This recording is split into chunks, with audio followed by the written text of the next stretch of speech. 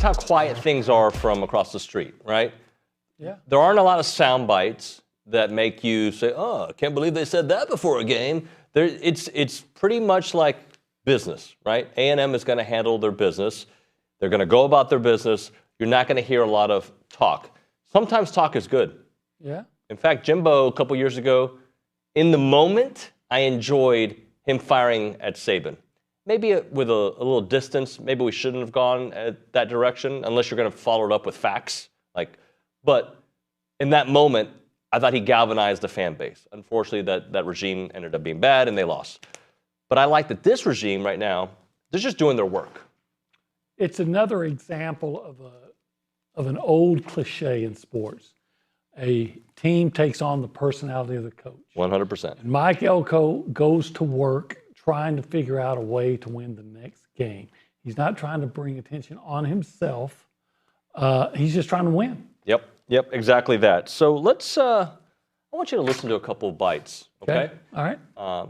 Here's one, I believe the first one is actually not Eli Drinkwitz or Brady Cook. This is more from media. So the Cover 3 podcast, they do a really nice job. They had a Missouri insider that I didn't know who it was when I listened to the soundbite. I did some digging. I was like, oh, that's who that is. So I just want you to listen to what they had to say or what he had to say about coming to Kyle Field. This might be super unpopular. I know it will be in College Station, but they don't like me anyway already, so it's fine. Let it fly. I think the Kyle Field home field advantage is actually fairly significantly overrated. And it ended there for some reason. Not sure. Excuse me. He went on to say the record, what is it, 26 and 21? I think he says 26 and 22. 26 and 22. Against Power 5 teams. Right. I feel like I'm going to cough again. I apologize. Well, Here comes 1, 2, 3. Thank you very much. Yeah, you did it with me. Yeah. Anyway, factually, yeah, that's right. Okay. By the way, I didn't know who that was. I think it's Gabe Darman. Who? Well, I know the name. Doesn't he? He's a friend of mine. I mean, maybe we have friendly acquaintances, but I consider him a friend. And now I think he says later, I don't know if it came on there, that people down here don't like him. I said, Gabe, dude, I like you fine, but I just don't think most people even know who you are. They don't like me down there. Missouri hadn't been down here since 2014. 10 years. Yeah. 10 years since they were last here. I don't like. But to his point, that really matters. I think Kyle Field might be the best game day atmosphere in the country. I've been to a lot of them. Yeah. They're as good as it. Nobody's better. Let me put it that way. On a game day, especially if your team's good. But I can't argue with what he said. Where's the great home field advantage? Oh, it's loud. So what? It was loud against Notre Dame, and who won? Well, under that thinking, there's really only one place that's got a real home field advantage. That's in Alabama. Under that thinking, because, by the way, we just went to Florida. A&M mopped the floor with the Gators. The Swamp, by the way, is an awesome atmosphere. I'm not taking a shot at the Swamp. It wasn't that I was intimidated or not, or the players were. It's an awesome atmosphere. A&M was the better team. Yeah, but how many times do we as Aggies beat our chest about how great that atmosphere is going to be and it's going to intimidate the other team? We're still living in beating Texas in '85 when, I can't remember, was it the Marshall or something? It's great. The atmosphere is not better anywhere. But until it makes a difference in the game and you start beating teams like Notre Dame and not also rans here, you open yourself up to be questioned. Okay, great. And I'm sure as a reporter, he does not care about and by the way, we're going to play the entire clip now that Nick got it reset. But as a reporter, he doesn't care about the blowback because you're going to say what you're going to say, just like I'm going to say what I'm going to say, right? But if A&M does what I think they're going to do this weekend, and home field advantage maybe plays a role in a shellacking, potentially, he's going to hear from folks, right? Okay. Yeah, people are always going to gloat if they can, but I agree with you that let's get back to Kyle Field, what it meant in the 80s and 90s, which is a long time ago. Yeah. With the longest home win streak in the country. Right. I was covering them then. Yeah. And you just took it for granted back then that they were going to, until Virginia Tech, I think, beat them in a close game. You took it for granted that they were going to win at home. We're going to try to hear that soundbite once again. Here, play it again, Nick. This might be super unpopular. I know it will be in College Station, but they don't like me anyway already, so it's fine. Let it fly. I think the Kyle Field home field advantage is actually fairly significantly overrated. I don't think it's like the toughest place to play in college football. They're 26 and 22 at home against Power 5 teams since joining the SEC. They're 34-1 against non-Power 5 teams, so good for that. But 34-1 against non-Power 5 teams, good for that. So, but then before I heard this bite, I heard Brady Cook talking about the atmosphere at Kyle Field, and this is where I would say if I'm a coach, don't antagonize the fan base. Don't make it worse on us than it needs to be. Here's Brady Cook talking about how loud Kyle Field can be. NC. You remember what he said? He said something along the lines of, paraphrasing, it's louder in practice. Yeah. And I don't know if he was just talking about intimidating stadiums. He went on to say that we play music, whatever, so loud that it's even louder. I can't even hear, and it prepares them. I don't think he meant anything rude by it, but again, when you're a top 10 team going in the only ranked matchup of the weekend at a place that is known for being an incredible football atmosphere. It's a great atmosphere. Right? I don't think you want to make it louder because it's going to make it louder. Is it? I think it will. Because, especially if A&M has got them on a 3rd and 11. Yeah. Oh, gosh, shouldn't you say 3rd and 11? Or with the lead. Yeah. Or if it's fourth quarter opportunity to convert, whatever it may be. Yeah, it's going to be louder. I've always said that had Kyle Field had a dome on it, and I think it was 2002 against Oklahoma, that I wouldn't be able to hear today. Yes, the Aggies will get crazy loud, but they do anyway. But hey, yeah, if you're adding fuel to the fire, great. I hope the Aggies are so loud that they can't hear any snap. Not one. That they have a hard time calling a play.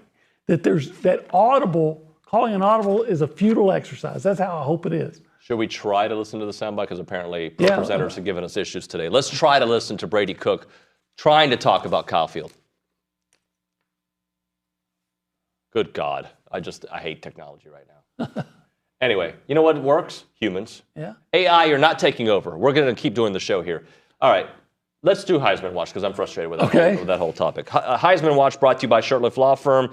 Hunter's a friend of our company, obviously. Hunter's on the fan show often. He's great, and we've trusted him with our legal needs. Call Shirtlift Law Firm when you need a lawyer for your business or personal issues. Call them up. All right, let's go through your list. You've got it right there. Yeah, here's my list of Heisman hunters this week. Number 5 dropped, right? Number 5 dropped. Jackson Dart, pedestrian showing in that 2017 loss to Kentucky.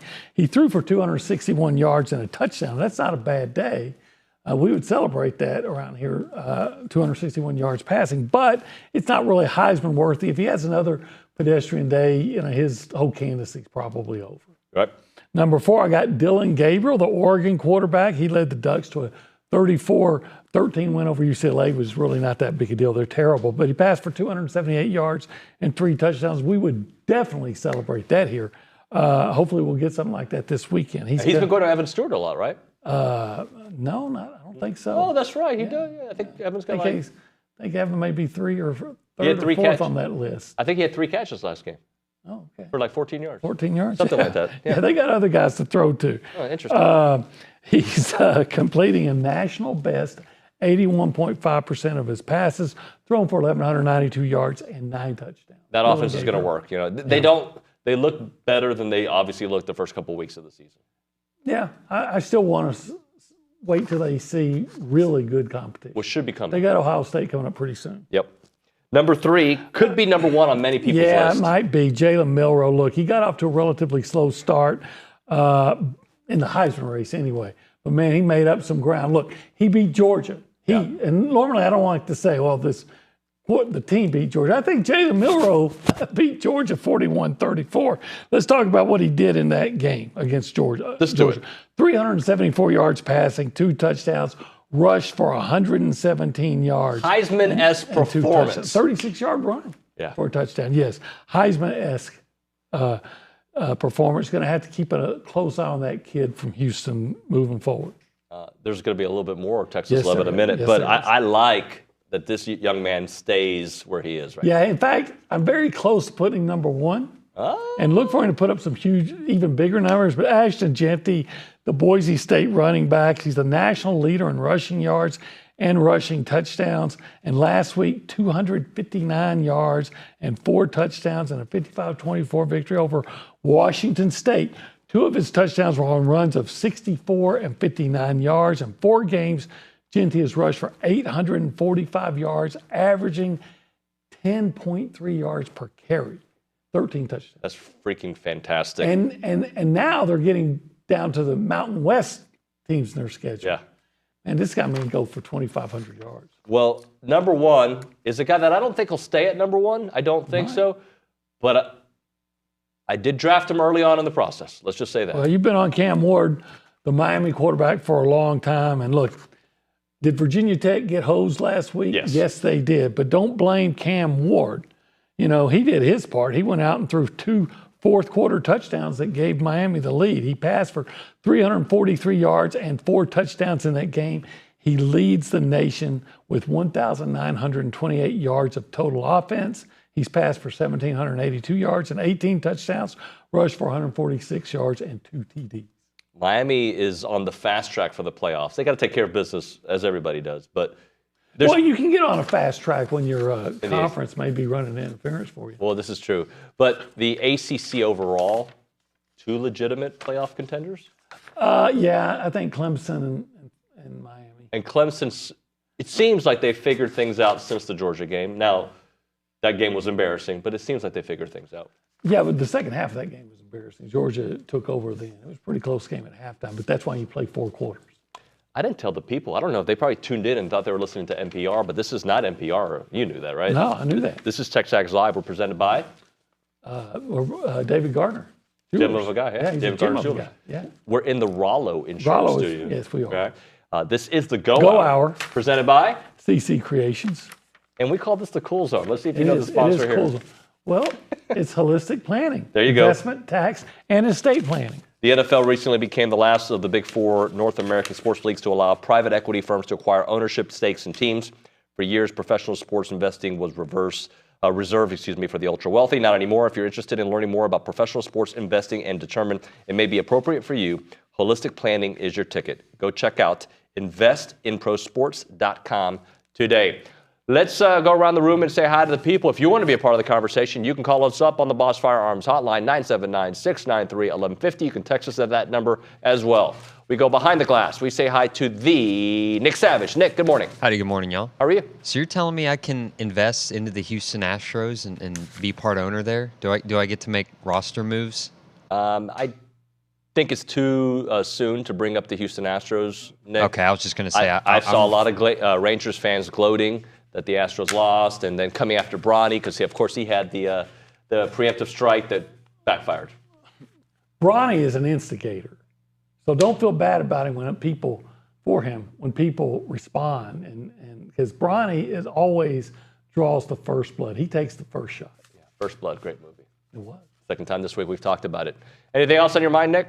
So you don't have your computer, David, so you can't see it, but the YouTube chat's kind of coming after you a little bit about defending, Kyle Field and whatnot. They think you're being a little bit too biased. They're calling you part of the meme that was on there as well. I'm bringing it up just because. Did I defend Kyle Field? Like that I shouldn't be defending Kyle Field, or I should be going after Gabe DeArmond more? Which one is it? I don't understand. I don't know. They're just saying you're part of the meme. So I just wanted to bring it up to get you riled up. I think you were saying Kyle Field's a great atmosphere. I do. This is my line, and Billy makes fun of this one, I believe. 2 things can be true. He's not off into his statistic. What the stats say that Kyle Field has not been a daunting place for Power 5 teams since they entered the SEC. Like 26-22, I think is what the record was. I think it's what he said. Okay, that's not great. No. Okay. But I still think it's the most magical place in football, that I do think the 12th man makes a difference in games. Unfortunately, there's been coaching malpractice here and some mistakes the last few years, and maybe several years, I should say, that sometimes you cannot overcome that. That is no fault of Kyle Field or the fans. I agree with all that. I just, going back to Notre Dame, I was even saying, look, teams like that don't get. They're used to it. They're used to it. So come in, be loud, try to affect the game, try to be so loud that they struggle to call signals and to make audibles and all those things. But the facts show, make it the best atmosphere in the country. But the ultimate mic drop is winning. From that guy is the numbers that he quoted. Well, but I hope A&M has a mic drop after this game. I hope so too. Right, and I hope that Coach But Elko. if they win, is it going to be because it's so loud, or is it because A&M's just a better football team? But I still think there's something to do when the game is on the line and you can't hear. We've heard Nick Saban prop up Kyle Field. Yeah, yes, he did. He says it was the perfect atmosphere for college football on a day after they won. And the day after they won. Oh, the day, the day he said that, it was after they'd just beaten A&M. Oh, I thought he said it just recently on game day this year. And also, I think, again, when you bring up a game from 2021 in 2024, it's like, it sounds hollow, right? But I do think it played a role in that game. In that game, it maybe it did in that last. It comes down to the Jimmies and the Joes, though, right? And the coaching. See, somebody's going to misconstrue what I'm saying. I'm saying come out and make it an incredible atmosphere, make it hard for them to call signals. But I don't know how we can sit here and talk and be offended when someone says, yeah, I don't think it's that great of a home field advantage, and then they bring the receipts of the actual record. That's all I'm saying. You can't be offended by it. And I say, I agree with everything you said. I think you can still be offended as a player and use that as your not that you need more motivation, but there is a different level. Oh, yeah? I'm going to show you. My wife was reminding me this morning, was this Michael Jordan who invited to his Hall of Fame speech the guy who made the varsity team when he didn't make it as a junior, whatever the year it was, maybe a sophomore or junior. Right. And I say, I love that about him, because whatever little extra advantage you can find, go after it. Great. I'd go after it. I don't think the players listen to what media people are saying, though. Hey, by the way, party tomorrow at the Angry Elephant. I'll be there. I'll be there. Yeah. I'm working Last time we did it there, it was a lot of fun. It was a lot of fun. Are you going to the Angry Elephant? The guys who are writing about the memes on the YouTube chat, who's going to the Angry Elephant? Text the show. I want to know who's going, because I want a party. I want the Kyle Field thing that I'm talking about. Yeah. I want it to start at the Angry Elephant. I met a guy there last year. His name was, I think it was Billy Joe J. BJJ. And he drove all the Brazilian way Jiu-Jitsu. down from somewhere in the Panhandle for the game. Really? Yeah. If you're listening, Billy Joe J. Okay, I got an idea. Hope to see you there. OB will buy you an iced tea, whoever comes from the furthest distance during the go hour. Yeah, they'll probably want more than iced tea. And if you're coming from Bryan, great. You'll get if that's the furthest place. But hopefully we got people from going from our area. I still haven't 1,000% confirmed the strongest man in media showing up with us, but I'm working on it. I hope he does. Yeah. Well, you're going to be there. Lee Corso, maybe. I'll be there. I am definitely. I thought you said the strongest man in media. I'm in the top 5 in College Station, but not in media. Do we consider? It's me. Do we consider Chip, Steve? Louis, Billy, Olin. Sorry, brother. Yeah. Do we consider Stephen McKinney a media guy? No, I don't think former athletes count in this conversation. Okay. Steve McKinney, me, you, and Juan Marcos over there would lose to Steve McKinney in a fight. All 3 of us versus him. I wouldn't, because I wouldn't fight him. I'd just say, you got this one, dude. Let's go to the Angry. We got to go hurry, because Kevin Smith is going to join us. Pup's going to join us in a minute. Let's get one quick text or news report. Juan Marcos Palomo. Well, I got one quick thing. As you may know, the Aggies will face Houston Christian tomorrow in an exhibition game at Bluebell Park. It'll be the first time we see the Aggies play baseball since our run in the College World Series. You get a chance to see Hayden Shaw and Jace Laviolette again. I think it'll be Don't exciting. think they're playing, but it'd be nice to see those guys. Yeah, go watch them. Yeah, go watch. Portal. You know, it's free. It's free, free 99. Thank you. Do you have a nickname? Yeah, but I don't want to tell it. Okay, then I'm going to do some investigating. All right. Alrighty. All right, let's do this. Let's hit a break. We'll come back with Pup. We're going to talk about the Hall of Fame. He's going to be honored this weekend at Kyle Field. Sign up right now. Right now. Get $50 instantly when you play $5 when you play Prize Picks. You don't even need to win to receive the $50 bonus. It is guaranteed. What you need to do is go to prizepicks.com/TexAgs, use the code TexAgs to receive $50 once you play those $5. And here's the deal. I don't know what I'm doing this week, so Dawson and I will probably get together here after we do the fan show, and we'll kind of figure out my strategy, because I use him as my offensive coordinator, my consigliere. So I'm going to figure out how I'm going to make some money, but you can make some money on Prize Picks, the biggest, largest independently owned daily fantasy sports platform in North America. Basically, what you're doing is you're picking more than or less than 2 to 6 players' stat projections over a weekend. PrizePicks.com/TexAgs. Use the code TexAgs to receive those $50 once you play $5 lineups. It is Prize Picks.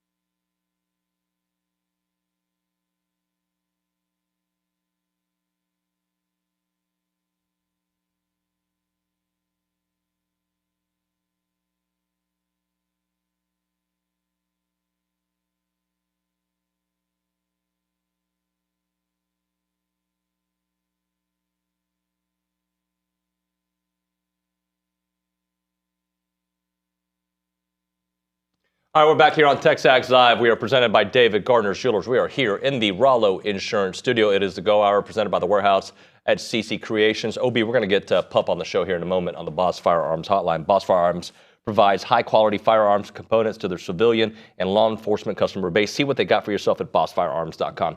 So somebody on the chat, what Nick was talking about was somebody said, you guys need to stop worrying about Missouri and worry about what somebody at Missouri says. Nobody's worried about it. This is, you probably know this, OB. This is a talk show. I've heard of it. Yeah, and in a talk show with 15 hours of radio time a week, we talk about everything A&M related that we can get to. This was an A&M related comment. It doesn't mean that I am worried. I am bringing up a point. I mean, I'm not even playing the game. There's nothing to be worried about. I'm a worrier because I worry. I worry about everything, right? So I guess my point of all this is we're just bringing up topics that have A&M involved in it. That are pertinent to the game this week? And maybe not pertinent to the outcome of the game, but to the storylines heading into the game. And I think it is like the guy we're about to talk to in a few minutes, he lived during the days that Kyle Field developed that reputation. Yeah. Right? There was a time that reputation, it mattered in college football. And right now, I think it matters because of the mystique of it. But unfortunately, the results haven't been there for people to pound their chest and say, this is the best place to win in college football. It may be one of the best places in college football, if not the best. But to win in college football, it's barely above 500 against Power 5 teams over the last 10, 12 years. And that's why I say it doesn't matter. It matters in terms if you want to have an amazing experience at the game and try to and be loud and all those things. But until they start winning those games like this one, right, Notre Dame, then it doesn't matter. Yeah, and look, we're having conversations. We're talking about if we were at the bar, which, we go party at bars all the time, right? When we go to Northgate, these are the kind of conversations we have at Northgate, correct? All the time. I mean, we start talking, we have our buffalo wings and our pitcher of beer, and we're talking why are you laughing? I eat buffalo wings. I can't remember the last time I was on Northgate, but okay. I mentioned to Billy the other day, hey, when you guys are out, because Elizabeth is supposed to go out of town tomorrow with the girls for soccer. And I was like, hey, if you guys are out and about tomorrow early, I'll meet up with you. That settles it. I'm going to Northgate tomorrow night. And Billy looked at me like, you ain't going. You're going to see me at Northgate tomorrow. What time, 4 p.m.? Probably even after that. I may not get there till 4:30. Our good friend Steve Nagley used to go to Northgate at 4 p.m. and play dominoes until midnight. That's the story. So we can be the old guys doing that. I'll take my dominoes. Let's go back to the Angry Elephant News and Social Center. Get us a text message or a report, Juan Marcos. Well, I actually have a text message right here from Dan. What is the Angry Elephant serving tomorrow for breakfast? They do have a brunch menu. And last time we were there, I can't tell you, it's been a year. So I can't tell you the exact menu, but I do remember that they had some good breakfast type items. Let's, I don't know the answer to that, but let's hit a break here so we can call Kevin Smith on the other side. Then we'll push Stephen McGee back a few minutes because I do want to catch up with Pup here in a moment. So we'll hit a break. When we come back, OB, we will talk to Pup on the phone here on TexAgs Live. ¿Tienes hambre, señor? Sí. ¿Qué quieres comer? Sí. What do you think he wants to eat, Juan Marcos? I think he wants 1775. Look at you. How did you know? How did you know where I was going? Did you look at the rundown or did you just feel it in your heart? Just felt it, I'd rather feel it in my stomach. Yeah. And feel it in my mouth on the way to the stomach. Because I feel it in my mouth all the way to my stomach. Anyway, this is a PSA, right? Okay. When you go to 1775, eat a lot of food. But don't be surprised if you overeat. Yes. Because they give you so much food, right? So much barbecue. And you say I'm pretty focused, I'm a disciplined guy? Yeah, I'd say so. I didn't say no to the dessert. No, you didn't. I didn't say no to the queso mac and cheese. You can't. I didn't say no to the platter of food that could have fed another country. Okay? I didn't say no. I just kept on going. Yeah. I did take some food home because there was that much, but when I was done, I was like, oh man, I don't think I can eat dinner tonight. Yeah, I didn't need to. I didn't need to have dinner after I ate there. So good. It's freaking good. It's freaking good. Do the face thing again. It's free, and you want it in my mouth, and I just want to eat it and let it go all the way to my stomach and enjoy the whole trip. They're open on Thursdays today. Taste buds to stomach. Taste buds to stomach. That should be the new slogan. They should do a shirt that says Enjoy the trip. Yeah. 11 a.m. until they're sold out. Online ordering turns off at 10 a.m. 8203 Raymond Stausser Parkway in College Station. 979-492-6241. 1775txbbq.com.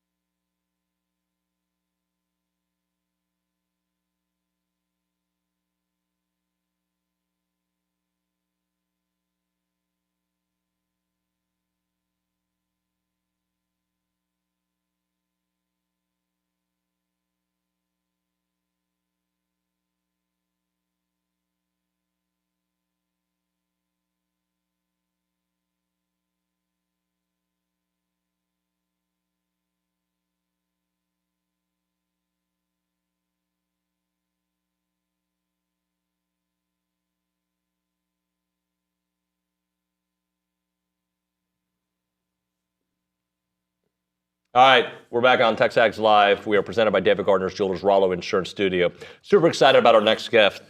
Kevin Smith is the 12th A&M player to be enshrined in the College Football Hall of Fame. First round draft pick of the Dallas Cowboys. 20 interceptions.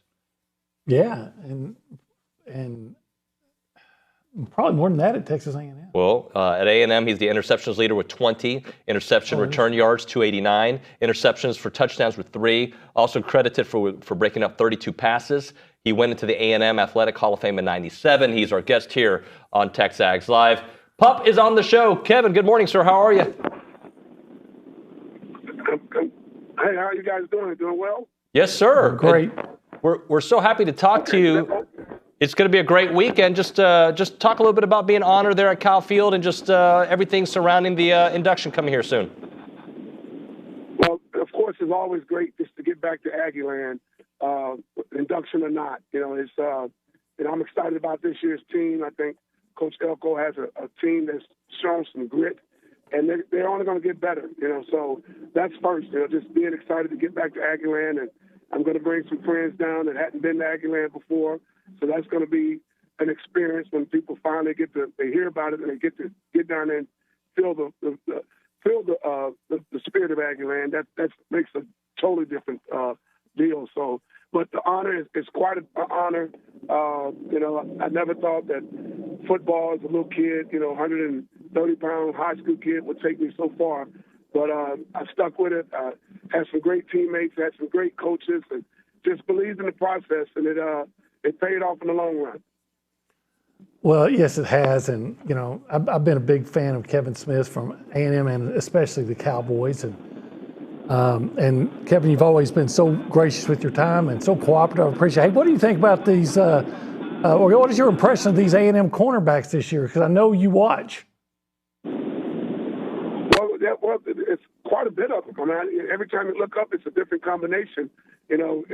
When we played Olin, you can remember it was me and Derek Frazier, or it's Aaron Glenn and Derek Frazier, or Glenn and Mickens, and you didn't have so much of a rotation, but they have so many of them right now. And the one thing I do remember, and I, as a player, I don't remember missing not one game. And these guys get banged up quite a bit, and I don't know why, but I'm impressed. They, of course, when you have a good D line, then you should have a decent secondary.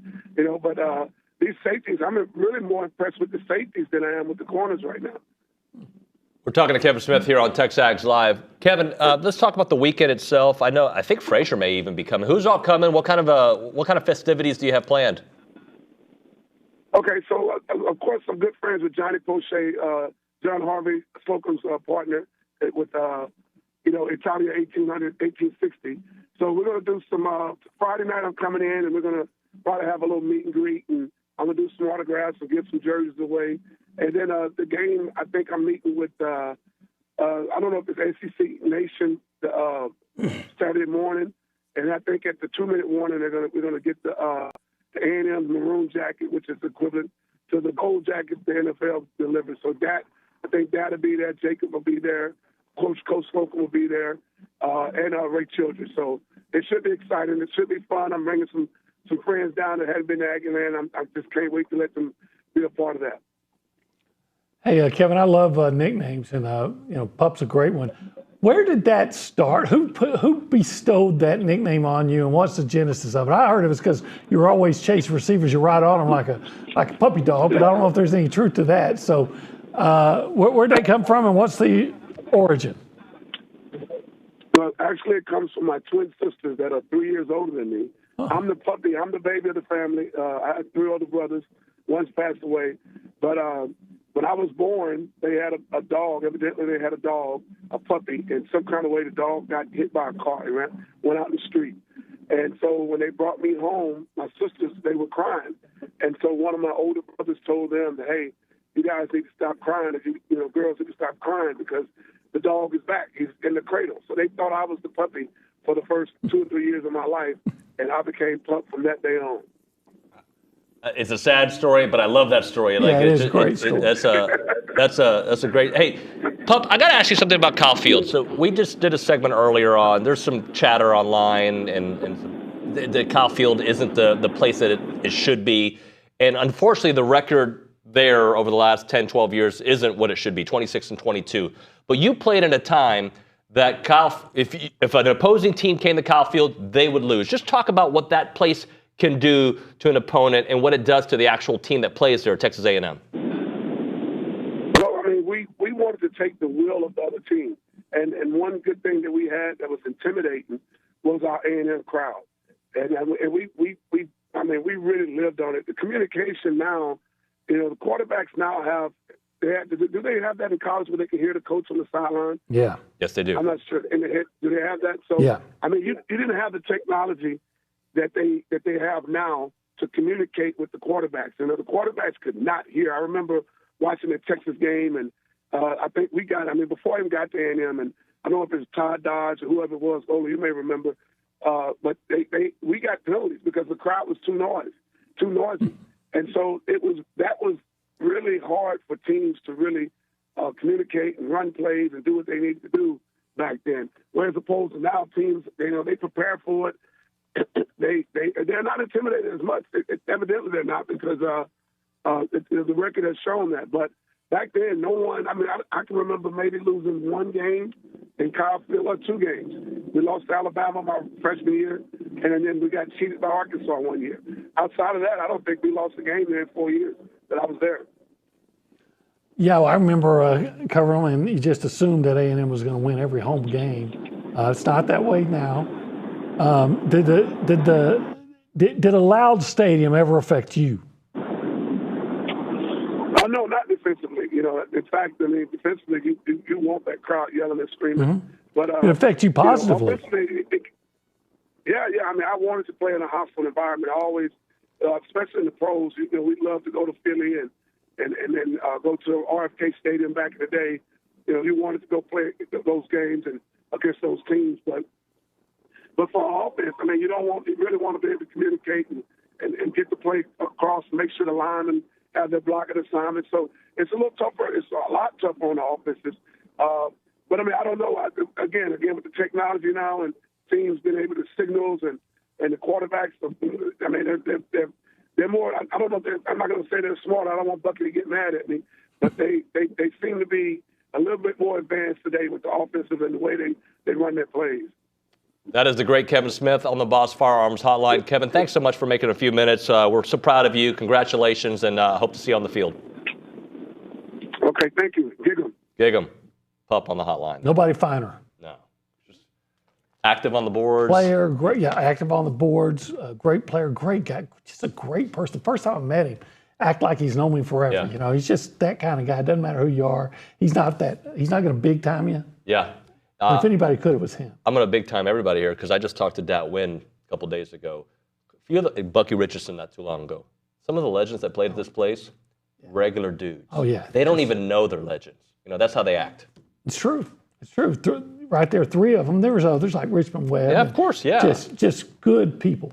Very good Richmond's football players. Richmond's exactly and that. Just good people. Yeah. All right, we'll hit a break. I think we're going to get Stephen McGee on the hotline. Good person. I love him too. Ground Shuttle Time, best in the Brazos Valley's premier transportation provider. They are known for their frequent and reliable rides to George Bush Intercontinental Airport. They also have private car service and charter service for game days or anytime you're trying to book a vehicle in their fleet. They can accommodate your group size, your needs, from luxury sedans to full-size shuttles. It's hassle-free to get you to sporting events, concerts, corporate meetings, and dinners, and of course the airport. When you're trying to get to the airport, parking there at George Bush Intercontinental Airport can be terrible. We've gone through it recently. It is not an easy place to go. Let them do the driving for you. It's a fraction of the cost. Like if you're going to be there over a week and you're going to park there and spend all that money, let them take care of you. Groundshuttle.com is the website. They're in South College Station, by the way. Groundshuttle.com. Let them do the driving.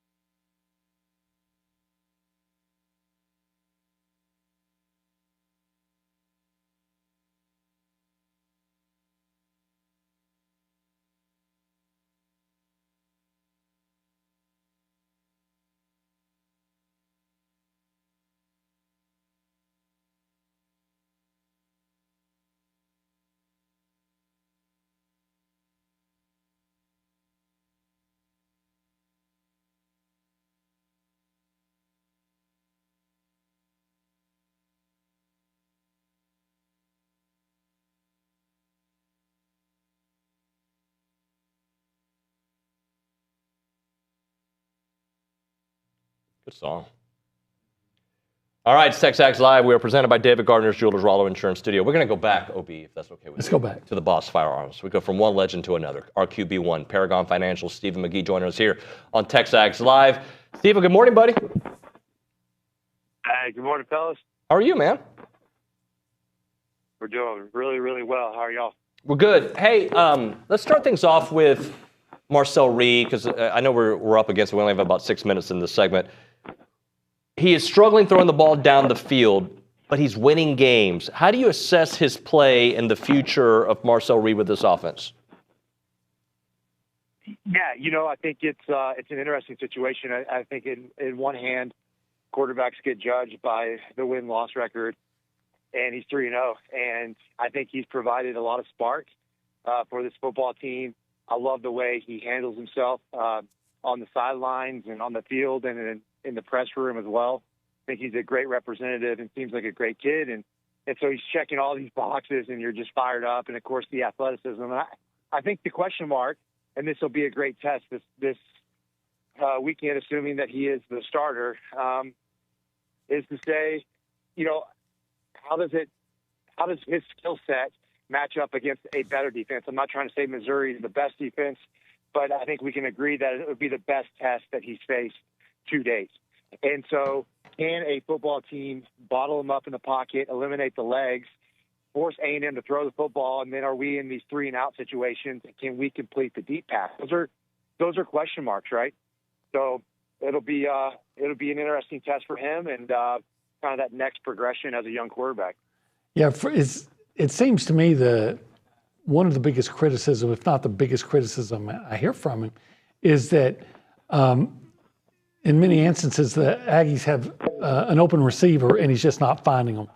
I know that that's really difficult to do, and that's what great quarterbacks can do. But how do you work it? How do you get him to where he can find those guys quicker?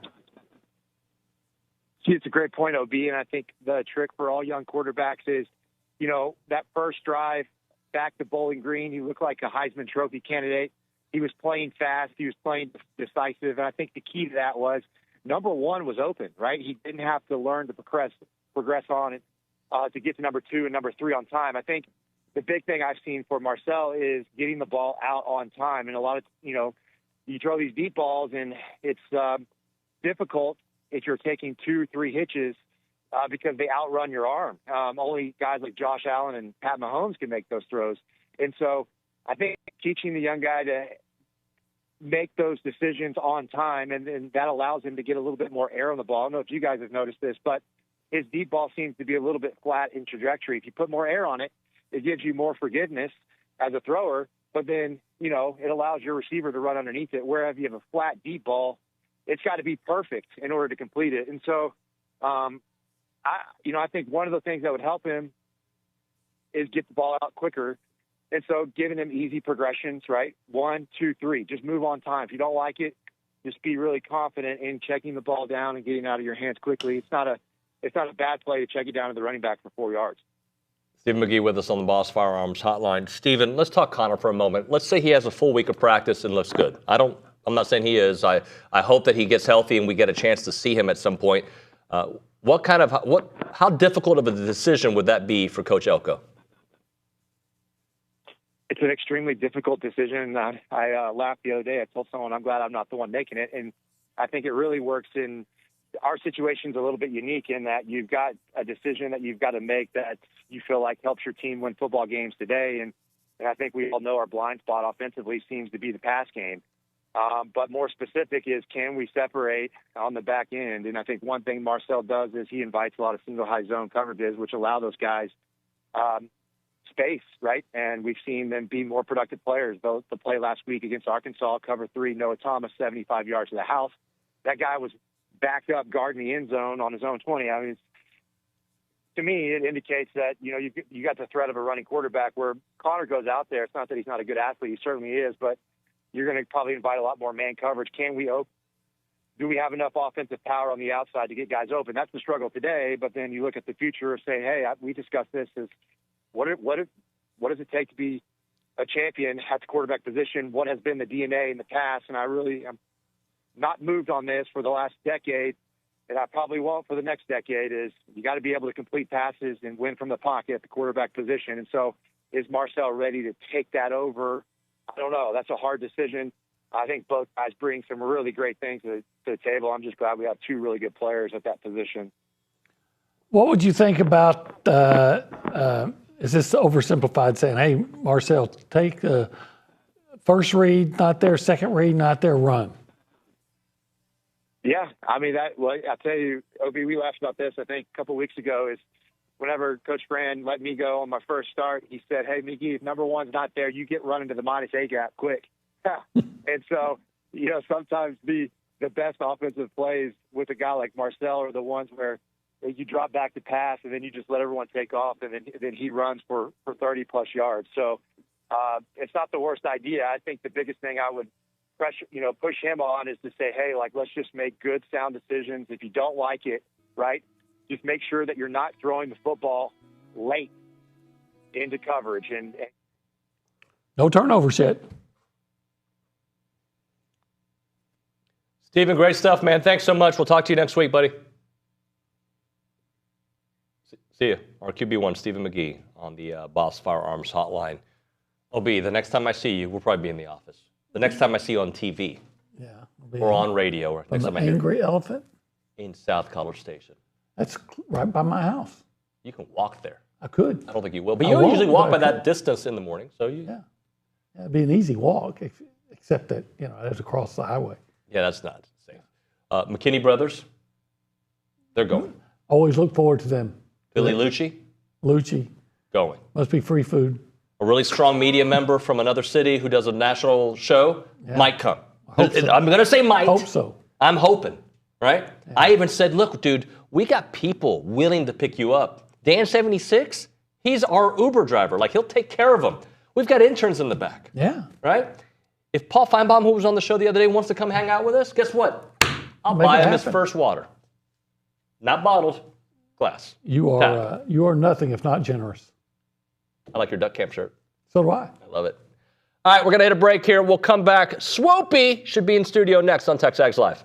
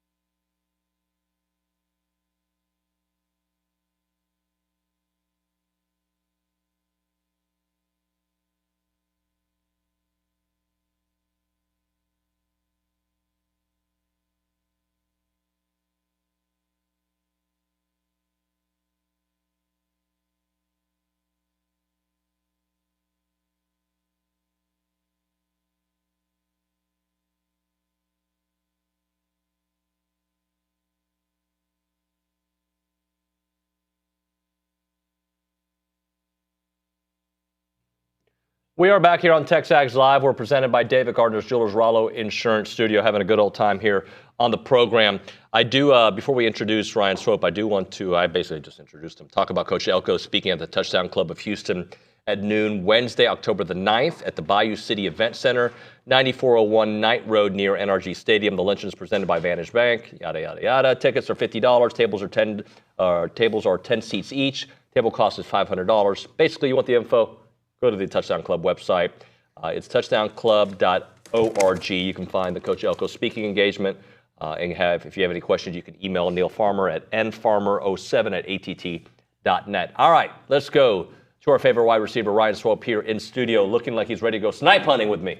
Let's do it. How you doing, brother? Good, man. How are you? I'm good. So a lot I want to get into with you, but I want to start off with the emergence of Noah Thomas, because that game, the way I've described it, and tell me if I'm wrong here, that game to me, he had the big play, which we've been waiting for. But I want to move that here.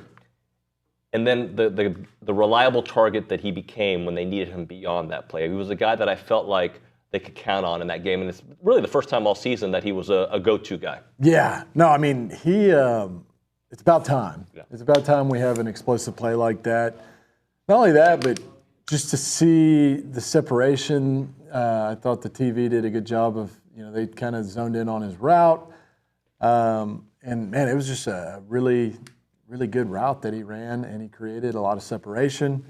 And, man, I'm all in. I want to see more of that, though. I want to see him consistently stack this, because I still don't feel like we've got, a reliable target that we can count on, in third down situations. But, I mean, I think that you got to start somewhere, and that's a good start for him.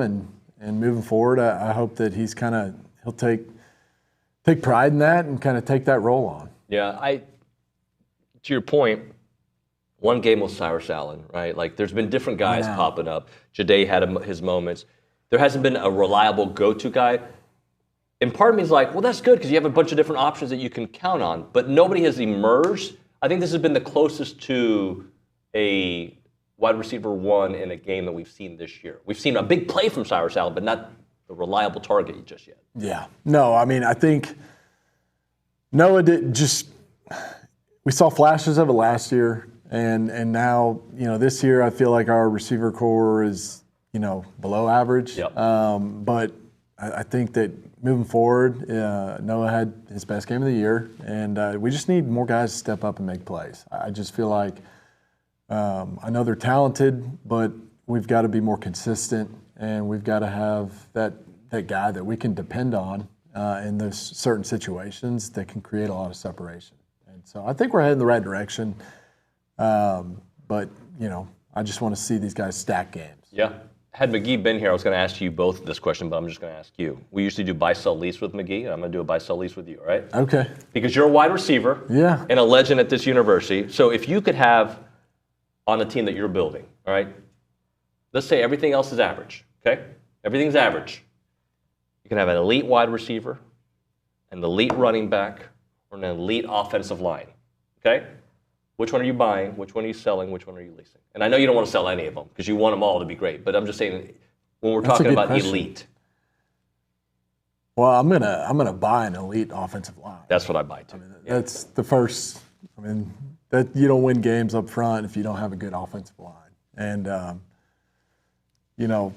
so what was the next one? Either elite wide receiver or elite running back. So you can buy, you can sell one, and you can lease one. So lease would be the second most important. I'd lease the receivers. The elite, you want an elite receiver. Yeah. Because I think, and then I'd sell running backs, although those are very important. And honestly, we've got an elite running back that's won us this football game this last week. So that's a tough question because I think you need all of them. But in that order, I'd go offensive line, receiver, running back. Just because I think it's so important. If you do have a good offensive line, it helps your receivers. It 100%. Makes them so much better. People don't realize that. It makes you really good. So the question after the Notre Dame game and a little bit after that was, I'm not seeing any separation from my receivers. And they use that voice actually at home, even the women. And I was saying it too, by the way. Are we seeing more separation? Are we seeing schemes that are working to put players in a position to get them the ball? And we just got to get Marcel to get his timing a little bit better. What are you seeing from the group overall? Yeah, I think that I hadn't seen a ton of separation, but I also think that, this last week, I think the last couple of weeks, our game plan is, becoming more smooth, more better, and these guys are getting a little bit more comfortable with it, which will then create separation. Once these guys fully understand and commit to everything and get comfortable with their quarterback at play, I think we're going to see a lot of progress moving forward, which will create separation. But you also got to remember, this is a young quarterback. A lot of these receivers only been playing with him for 3 or 4 weeks, and so it just takes time. Right. That doesn't happen overnight. So you got to be patient as a receiver, and you really have to just spend a lot of extra time after practice and getting reps, repetition, and building a chemistry that can translate over into a game. I know that A&M was so close to being undefeated, and so close to losing a couple games too, but so close to being undefeated. Had I told you on August the 1st, A&M will be 4-1, ranked, taking on a top 10 Missouri team at home, would you sign up for that? Yes.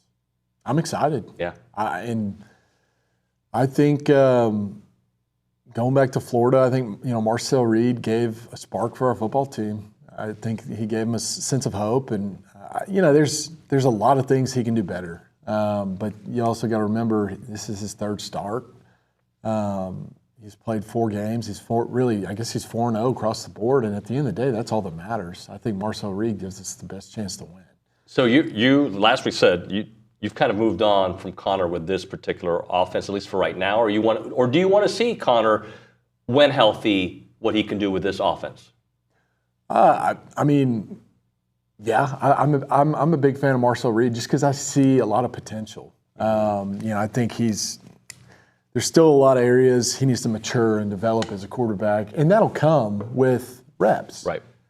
But I think at the end of the day, you look at it, and he's 4-0, and I see a different Texas A&M football team taking the field with him in charge, which is huge. So the way I look at him is there's nothing not to like. Now, do I want to see him be a little bit more accurate? Yes. Absolutely. But that'll come.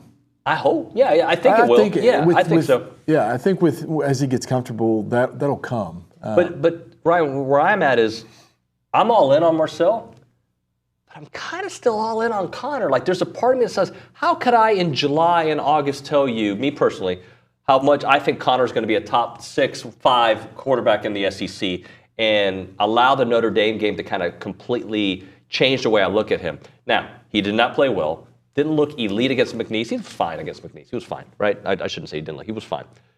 But I still want to see Connor Wigman with this offense.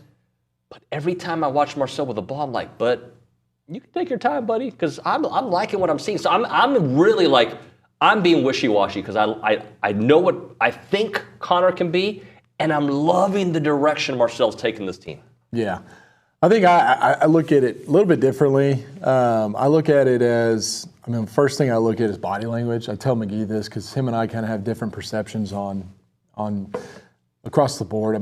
Connor has all the tangibles to be a great NFL quarterback. What I look at is who can help this team win right now, today. I get that. And how does your entire football team respond to that guy? And I think that Marcel, from what I've seen, our team responds better with Marcel quarterback, right? If that makes sense. And his body language, I feel like he holds himself just in a better manner as a leader of this football team. And I feel like that's contagious. It runs over our defense, special teams. People see that, and it gives us a chip on our shoulders and a little bit of spark. And, he's done a good job. Yes. He's done a good job of taking care of football. Can he be better? Sure. Can he be more efficient and accurate? Absolutely. But I think that'll come. So, knowing what we know about him and how good he's been, we can't ignore the second and third quarter of the game against Arkansas, right? Where the offense overall, not just on him, right? Yeah. Wasn't moving the ball. Why do you think that was the case? Like, what was happening? Because part of it to me is they were like, all right, we're going to put 100 guys in the box. You're not going to be able to run the ball. Marcel, we're going to press these dudes, and you're going to have a hard time throwing. And also, we're going to try to take away the lanes for you to run. Yeah, I think Arkansas called a pretty good game in there. I think that they were prepared, and I think that it's just sometimes it takes time as an offense to kind of figure out a game, and I think I'm excited. These guys second and third quarter they weren't getting anything, but they were patient and they stuck to it, and Le'Veon had to go to his green cleats and then take over the game. Took over, yeah. Hey, I mean sometimes that's what it takes, but that's courage. That's exciting. So we could have easily folded and given up, but we just kept fighting and punching, and that's what you got to do in this league. So it's how you respond to some of that adversity that you're faced in the middle of the game. Marcel could have easily folded, but he came out, and I thought he was poised, and they collectively came together and got the W, which in the end that's the most important part. Earlier we talked about buy, sell, lease, an elite offensive line. You bought it. I bought it as well, right? Yeah. I'm not ready to say this is an elite offensive line. I am very comfortable saying it's a much improved offensive line that's getting better. I think they're really good. When you watch the O-line, even with the guy stacking the box and making it difficult, what are you seeing from that O-line? Yeah, I think they're close. I'm not going to say elite, but I think the last decade they're right there, probably behind the 2020. Yeah, they're very, very similar, but. And honestly, it's impressive. Guys are going down. The next guy that gets called in, he's stepping up and doing just fine. So kudos to those guys, because you do face some injuries along the way, and it can be tough. And I think these guys are responding really well to it. So it's exciting. I don't know how much you watch Missouri. I don't watch a lot of them, but I've watched enough to know that wide receiver core might be the best A&M faces. Yeah. When you talk about Missouri and Theo Weiss and Luther Burden and all the dudes that they have, it's not just those two. They got a bunch of playmakers there. Although they're not getting big plays, what they can do is get 7-8 yards and turn them into more yards. Yeah, they're impressive. They've got a couple receivers that can really play. They got a good quarterback. I think it's going to be a good test, but I feel confident about our team, where we're at. I think that being on Kyle Field is going to help us. Did you hear some of the thoughts on Kyle Field? No. You didn't? No. We spent too much time on it already, but I'll say this. There was media member said from Missouri, it doesn't matter what he says, by the way. He said that it's not that daunting of a place. Their record at home is 26-22. And then Brady Cook was asked about it, and I guess his answer was it's louder at practice. I don't think he meant it to be rude. Doesn't matter, though. I take everything rude. I take everything as a slight. He's not wrong about the record at Kyle Field. I still think it's a magical place when you have good coaching, good players. And maybe you shouldn't need all those things, but I think once those things are aligned, it is an impossible place to play. Oh, yeah. The 12th man's there's no better place to go play in a football game. The environment, it's hostile and it's loud, and 12th man, at the end of the day, they win us football games. They did that when I was there, and they continued to do it, and they did it in the 90s, they did in the 80s, and that's why this place is the number one place in the country to step foot on. And I think that those comments, well, we'll see on Saturday. Let's just put it that way. So I want to ask you about that, because not that players need extra motivation. I see your mind already working. I see you the competitive juices are coming out. I see it. But when you hear something like that, you're still going to prepare with this intensity and this mindset. But then when somebody puts something on, what changes? Well, hopefully all the Aggie fans listen to this, they hear it, and they show up on Saturday, and it's these Missouri players can't communicate out there, and we're creating a lot of issues for that football team, and that's probably why they shouldn't have opened their mouth in the first place. So I think that we use it as fuel the fire, show up on Saturday, and let's make that place as loud as possible. See, my mindset is, okay, you can think that, but by saying it out loud. I wouldn't have said that. Right? Like Eli Drinkowitz would probably say, dude, what are you doing? Don't say it. Don't give them a reason to be even louder. And people are going to yell. They're going to be loud. But now they're going to direct it at Brady Quinn. Yeah. 12th 12th man, it's time to turn up, baby. Yeah. I like it. Let's play the game that we always play at the end of these segments. Yeah. Who got it done last week? Who got it done? Man, our pass rush, our D-line was so impressive. Those guys. They've arrived. I mean, what was it? Well, both of the Shamars got it done, and then Nick Scorton was. He was incredible, wasn't he? He's incredible. What was it, like sack and 3 tackles for loss or 4 tackles for loss? And 2 sacks. it was just, it was incredible performance by those guys. I was really proud of our defense. 4 tackles for loss, 2 sacks, 1 forced fumble. That is a great stat line. Good gosh. What a beast. That's impressive. But, all right. Yeah, they definitely got it done. So. Who will get it done? Who will get it done? This weekend. I think our offense will get it done. We're due to have an explosive day. No better place to do it there on Kyle Field. I think that Marcel Reed is going to take this offense, and I think we're going to turn up. I'm excited. And then I'm going to ask you who won't get it done, and I'm just going to preface it with this. I think Brady Cook's a really good quarterback. I do. Mm-hmm. I think his numbers this year are a little bit down, but one of the things I learned about them is he releases the ball quicker than anybody in the country, which is going to make it difficult for the defensive line to get the numbers that we're used to. Sure. Hopefully they do. Now, the offensive line has some issues on the left side. I don't think he's as good as people think he is. Okay. So I'm going to go with that. You're going to go with him? Yeah, I don't think he gets it done. I think our D-line creates some big turnovers, and ultimately, I think it'll be a good matchup, but just our DBs have got to account for those 2 receivers that are really, really talented. But it should be a great game, and I can't wait. All right, so I'm going on my first hunt pretty soon, right? It's coming up November 6th through 8th, Brady, Texas. Right, my first ever. Not snipe hunting. I'm going to wait to do that with you. Okay. We'll go snipe hunting together, right? We'll bring McGee. No, this is the wing shoot, November 6th and 8th, Brady, nice. Texas. Hard to beat that, man. It's going to be fun. Oh, yeah. You're going to love it. Bird Dog is providing it. If you guys want to go, we still have some spots available. birddogit.com/TXAGS hunt. It's Brady, Texas, 2-night upland shoot with some Aggie legends. Chris Harrington's going to be there. We're going to announce some others here soon. Guided hunting, skeet shooting, axe throwing, cold beverages, Aggie fellowship, and live music. It's going to be awesome. You're going to certainly want to go. 14 spots initially were available. I think there's only 8 spots left. Tickets are $2,000. It's going to be an awesome, awesome event. If you don't know about Bird Dog, you need to go to birddogit.com. Aggie owner and operator, creating access to hunting opportunities, an Airbnb for hunters and also for the ranchers, right? To find hunters to come on your land. It is awesome. We're going to have a great time. At some point, I'm going with him, right? That's going to happen. At some point, I'm going with McGee. But check out this one. Again, it's birddogit.com/TXAGS hunt. It is birddogit.com/TXAGS hunt.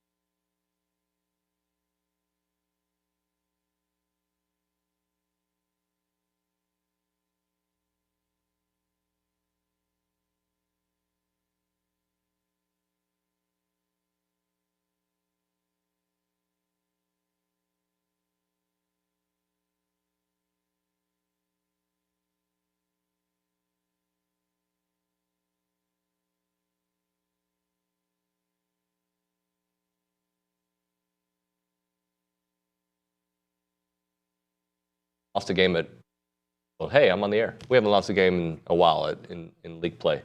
We're talking soccer with Juan Marcos. It's TexAgs Live, presented by David Gardner's Jewelers, Rollo Insurance Studio. I'm sure that Aaron Torres is like, what in the world are they talking about? Too bad, Aaron. You're going to have to talk soccer this entire segment. Just kidding.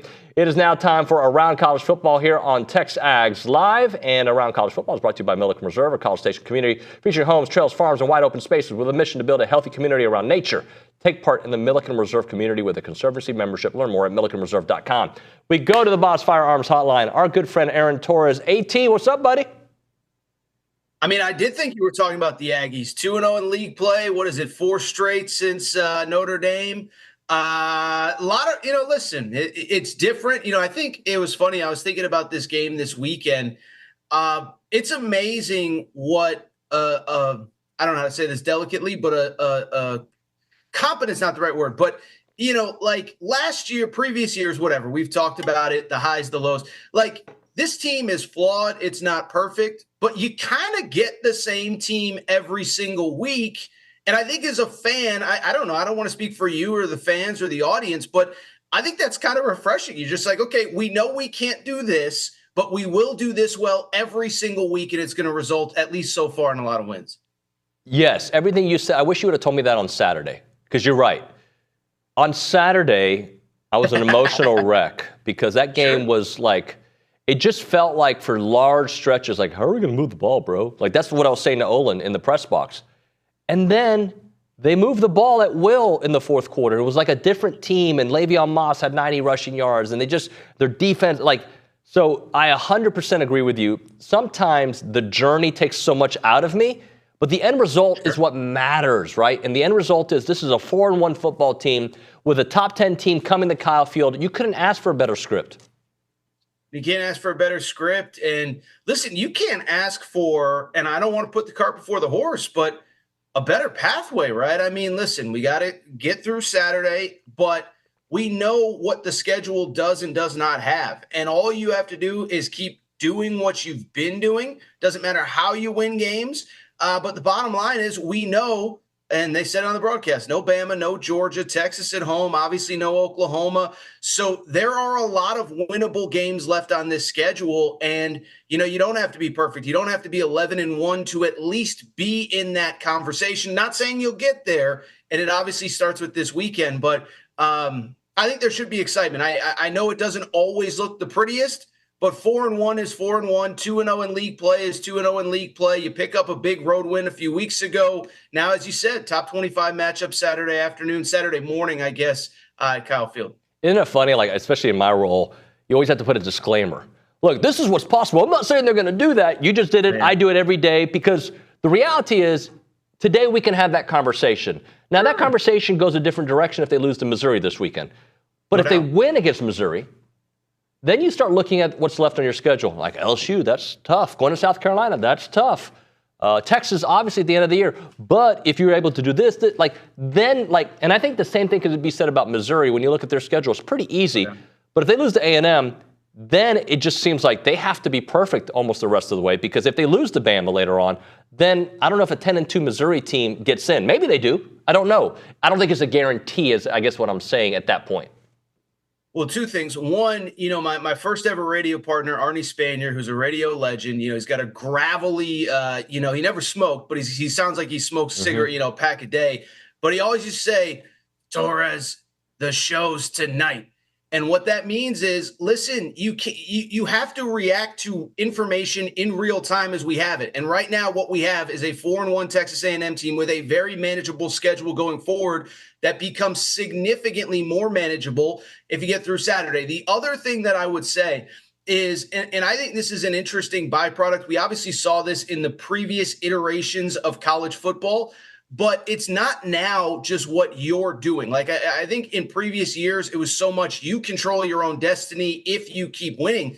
But now other stuff is going to happen. We can sit there and say that Ole Miss loss to Kentucky means nothing. It's a 12-team playoff era, blah, blah, blah. It's like, well, all of a sudden you look up, still got Georgia at home. They still got, by the way, Ole Miss hasn't won at LSU since, I think, 2008. Lane Kiffin hasn't won in Fayetteville since he took. So all of a sudden, now Ole Miss is a little bit more on the brink. If Missouri loses, as you said, are they going to have that resume? Listen, I don't want to say it, but Georgia, listen, it's still got at Texas, Tennessee. Listen, Tennessee's at home, but Tennessee's a really good team. So I think that's what I don't know that I realized in real time that was going to be a cool part from a distance of following all this, is the idea that now all of a sudden you get to kind of put the dominoes and the puzzle pieces together and figure out, okay, Ole Miss loss not only impacts Ole Miss in this way, but now how could it impact Missouri, A&M, Alabama, Georgia, whoever? And I think we're only going to get that more and more as the season goes on.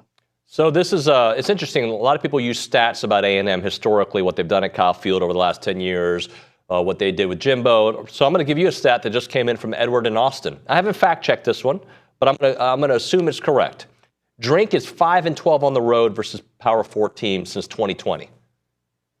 Isn't that amazing? Like every time that something good, there's just always a stat. Like I was on with our buddy Ryan Fowler yesterday, and he's like, I was so worried about Georgia, but now I look up and we're 9-1 in our last 10 against Georgia. Why was I ever worried? And it's like, and so the only point I bring up is you sounded like him there. What's that? That was a good impression. It sounded like him. Yeah, that was like a B+. I wasn't even really in my Ryan Fowler mode. You have to get yourself in that mental headspace, which is kind of a scary place to be. But anyway, no, I mean, listen. The one thing I will say, whether that stat is true or not, this isn't Alabama under Nick Saban. This isn't Kirby Smart under Georgia or Georgia under Kirby Smart against everybody other than Alabama. Like, it's not that I want to be disrespectful of Missouri in any way, because I think he's actually done a very good job there. They're coming off an 11-win season. We get all that, but they're not unbeatable. They lost to LSU at home last year when LSU, had one of the worst defenses in college football. So they're not, by the way, should have lost to Vandy this year. So I do think this is actually a very important game for them, not just from the overall perspective of the season, but beyond that, just okay, who are they? Where are they going? Is their ceiling as high as we think? So we're going to learn a lot on Saturday about both teams, but I think more so maybe even Missouri than Texas A&M. I do want to say this. I like Drink a lot. I like him. If he wasn't my coach, I would be I like that dude. There's something about him that I like. Here's something that comes up on the YouTube chat. I'll just throw it out at you. One of the Missouri insiders that went on the Cover 3 podcast said that Missouri would win 27-21. The same score that would BC Boston College, 27-21. And I guess my response to that, Aaron, is I don't necessarily look at other matchups and apply it to today, because matchups are exactly that. Teams have strengths and weaknesses that affect the way the game is played. And so sometimes I don't look at somebody's score against another team or what somebody thinks that necessarily applies to this matchup. Yeah, I mean, listen, I could see the parallels. BC, strong run team, running quarterback, whatever. The counter to that is that game was at Missouri. I don't remember the weather, but it's probably going to be a little bit different than it will be. And it's why I hate these analytics, numbers. When Mark Stoops decided to punt against Georgia. Well, the analytics say it's are the analytics analyzing you're playing the number one team at home? But so it's just I think it's a complete. I understand the parallel, and a Missouri insider is going to have better insight into that team specifically than I will. But I don't think just because you beat a similar team under similar circumstances 2-3 weeks ago means that this game is going to go the same way. Talking to Aaron Torres, you can check out his work at Aaron Torres online, and of course, Fox Sports Radio. Let's kind of get to some SEC storylines before I let you go. So you mentioned Ole Miss. You mentioned Georgia. Man, the SEC this year is really interesting overall, because you have those top-tier teams. Then you have this next tier of teams kind of fighting for that second tier. Missouri's trying to fight to be in that top tier, even though they're top 10. I don't think they're looked upon the same way Tennessee is and Alabama. And then you got a group of scavengers, and whoever loses this game might fall into that group, right? Arkansas trying to figure out who they are. Kentucky battling back from where they were a few weeks ago. South Carolina trying to prove who they were early in the season is who they're really going to be the rest of the year. It's kind of it's what the SEC is about. But I don't even know what to predict from week to week, because Auburn, as bad as they are, they have their chances. Peyton Thorne has a good game, I guess. But then they in Oklahoma, they're 4-1. But I don't think they're that good. No, I mean, think about it. Oklahoma, Ole Miss, I know they play later in the year. They're both 4-1. If they're on a neutral, Ole Miss is probably a whatever, do the math, probably at least a 2-touchdown favorite. So no, I'm with you, and I do think with the portal, with NIL, we know all these schools are well funded. I know it's a cliche conversation, but I do think week to week, there isn't that much of a gap. There might be a big gap between 1 and 12, but I don't know that there's a big gap between 4 and 11, 5 and 14, to be perfectly honest. And I think it really is a week to week thing. Kentucky looks terrible against South Carolina, comes back and obviously plays Georgia tough, etc. Kentucky now, that whatever. So I'm with you. I think it's a week to week thing. I think home field is going to matter in a lot of these games. That goes without saying, obviously. But I do agree. I think the league, the middle and the bottom, is as good as I remember it. AT, great stuff as always, buddy. Thanks so much for your time. No problem. Talk soon. Enjoy the game. Thanks, man. Aaron Torres, Aaron Torres Online, Fox Sports Radio. Before we hit a break, I'll read this from William Gillespie on the YouTube chat last week. Sorry, that's not that one. Vanderbilt sacked Cook 3 times and had 8 tackles for loss. Anybody think their defense is better or deeper than ours? The question is absolutely not. But the game plan may be different against a defensive line like A&M's. That's the only thing I will say to that. Like, I don't think they were expecting for Vanderbilt to be able to be in the backfield as quickly. Now, they have some problems on their offensive line. On the left side of their offensive line, they've kind of recreated that from last year. They lost some dudes to the NFL.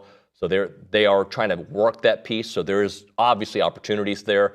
But that earlier stat I gave you guys about how quickly Brady Cook gets rid of the ball, you're going to see that on display, I believe, this weekend. We'll hit a break. We'll come back with the man, Jim Turner. 2-part series. Two parts will be on TexAgs.com. You'll get one part of those on TexAgs Live. Right now, we're talking Chance McClain and Heritage Films. The website is yourheritagefilm.com. They make documentary films about families. So if your family is, if you got a patriarch in your family you want to honor, or potentially you want to talk about Thanksgiving dinner and how you get all the different groups of the families together, and you want Chance to be an eye in the sky, Chance McClain, who runs it, eye in the sky at the party, and then interview people and get video and document it in a 2-hour documentary form, Heritage Films is the way to do that. If you want to talk about your grandfather, World War II vet, who did this with his family, and then he met your grandmother, and then your dad was born, whatever the story is, we all have a unique story. Let Chance take that story, put it on film, or video, I should say, and then restore it and have it for the next generation and the generation after that. That's what Heritage Films is all about. Call them up, 713-893-8341, 713-893-8341, or check out yourheritagefilm.com.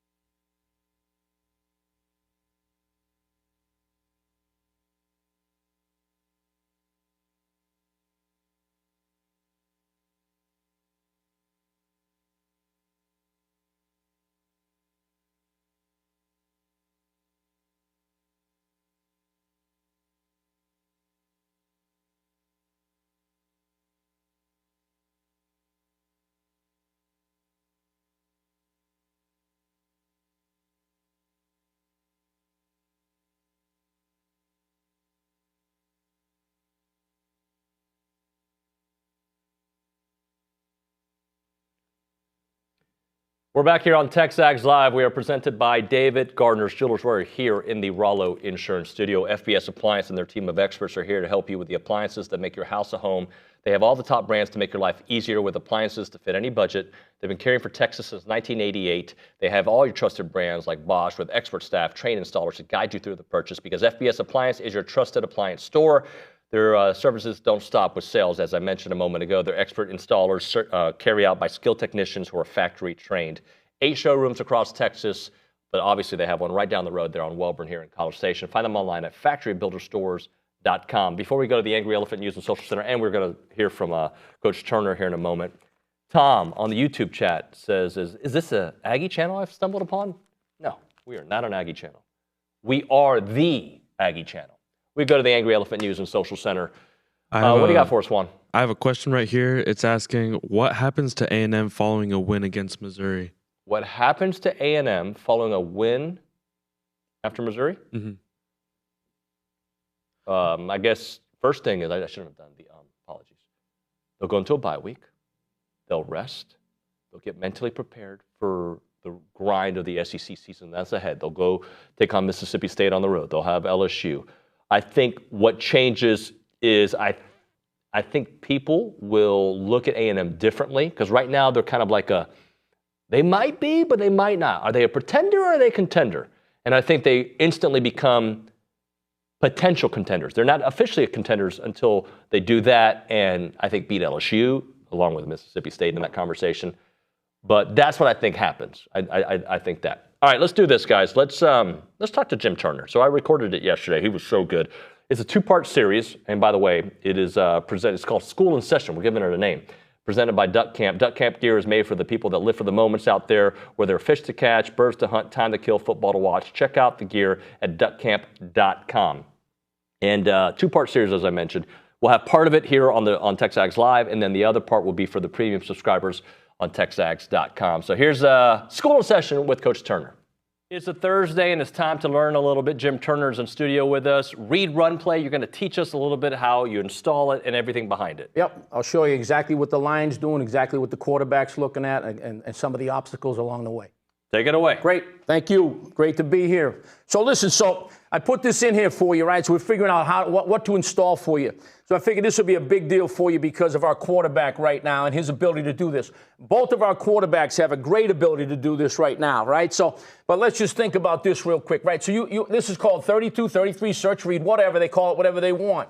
Okay, but what the search means is this. If that player were to come off the edge, he'll stay and block it. The line doesn't have to go out to it. If he doesn't come off the edge, he's going to split flow right now. So you have everything covered right now as far as getting hit in the backfield. Center would come up and call 4 down, right? So when he called 4 down, he'd be working us 2 or going to the mic. It's a box declared play, meaning we're going to block the first linebacker in the box, okay, with our double teams. And then the backside tackle is going through -1 from the point. So the center comes up and points at that player.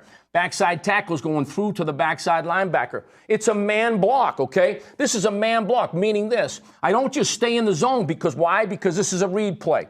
And on the read play, the quarterback's going to read the triangle right there. And when he reads the triangle, if the triangle bends, he's going to keep the ball. Okay, if the triangle sits, the defensive end sits, he's going to hand the football off, okay, to the running back. All right, real simple, okay? So that's a look versus an over front. If you're the running back right now, you're reading the nose tackle. That's all you read, the A-gap player. There's the nose tackle. If he's reached and you get the ball, stay there. If he's not reached, then bend the ball back. And I'll show you some clips of it here in a second. That's versus an over front right there. Here's your next one, right? So this is versus an under front, right? So now they're under.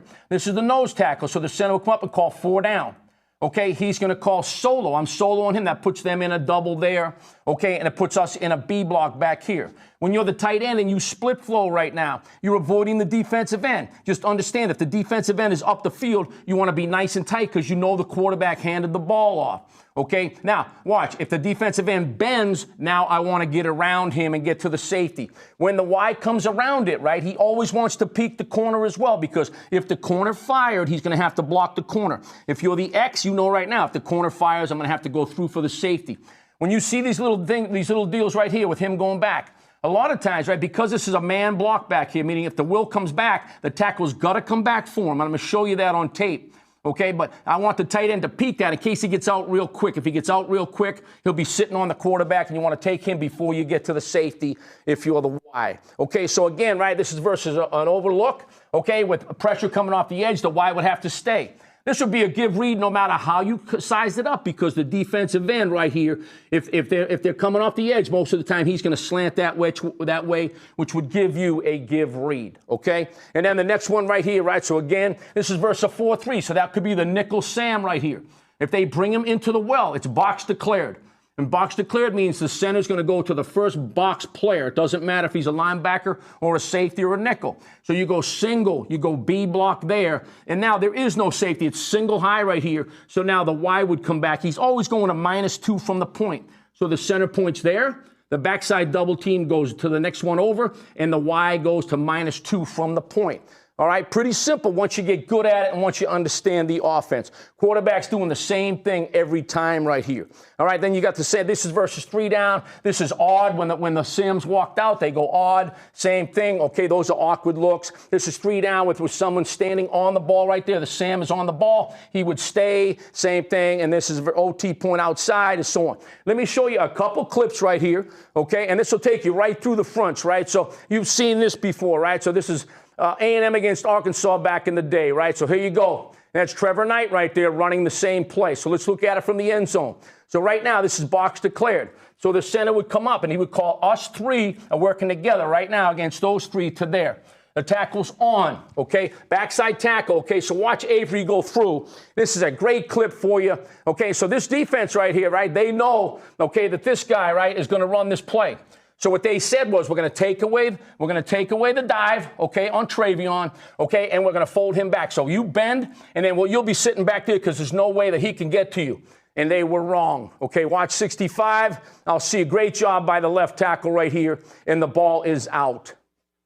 All right, and there's so much movement, right, because when he comes across split flows, okay, they're all trying to fall back a gap. Really difficult. Great job by the left tackle. And, of course, the QB's going to the house, right? Next one right here. Right, so watch. So this is against Tennessee. This is an incredible play by our right tackle right here. And I want to show you, right? So how do you know if you're NFL ready or not, okay? How do you know, right? So this is how you know. Okay, so I want you to watch him on this play. The split flow, this would be 33 search read, right? So he's going to split flow. That's the read player right there. I'm going to give you a corner fire right here, and you're going to see the split flow player block him. Incredible. But what's really hard is this. Watch this B block between him and Lanphier. Okay, and he's going to knock it over. Watch his athleticism to get back out to get to the backer right here. Incredible. All right, so there you go. We move Travion, right, pre-snap. Okay, why do you move Travion pre-snap? Okay, let me just show you why you do that. Okay, you move Travion pre-snap for this reason. Okay, because right now, they know it's a read-run team. So now these two are talking about, hey, what are we going to do to stop the read-run? And then once you move them over here, now they have to communicate back to him because now they're going to try and figure out how to stop the read-run. Very difficult on a defense, and that's why you do it. Watch these two players right there. Watch 72. Look at that.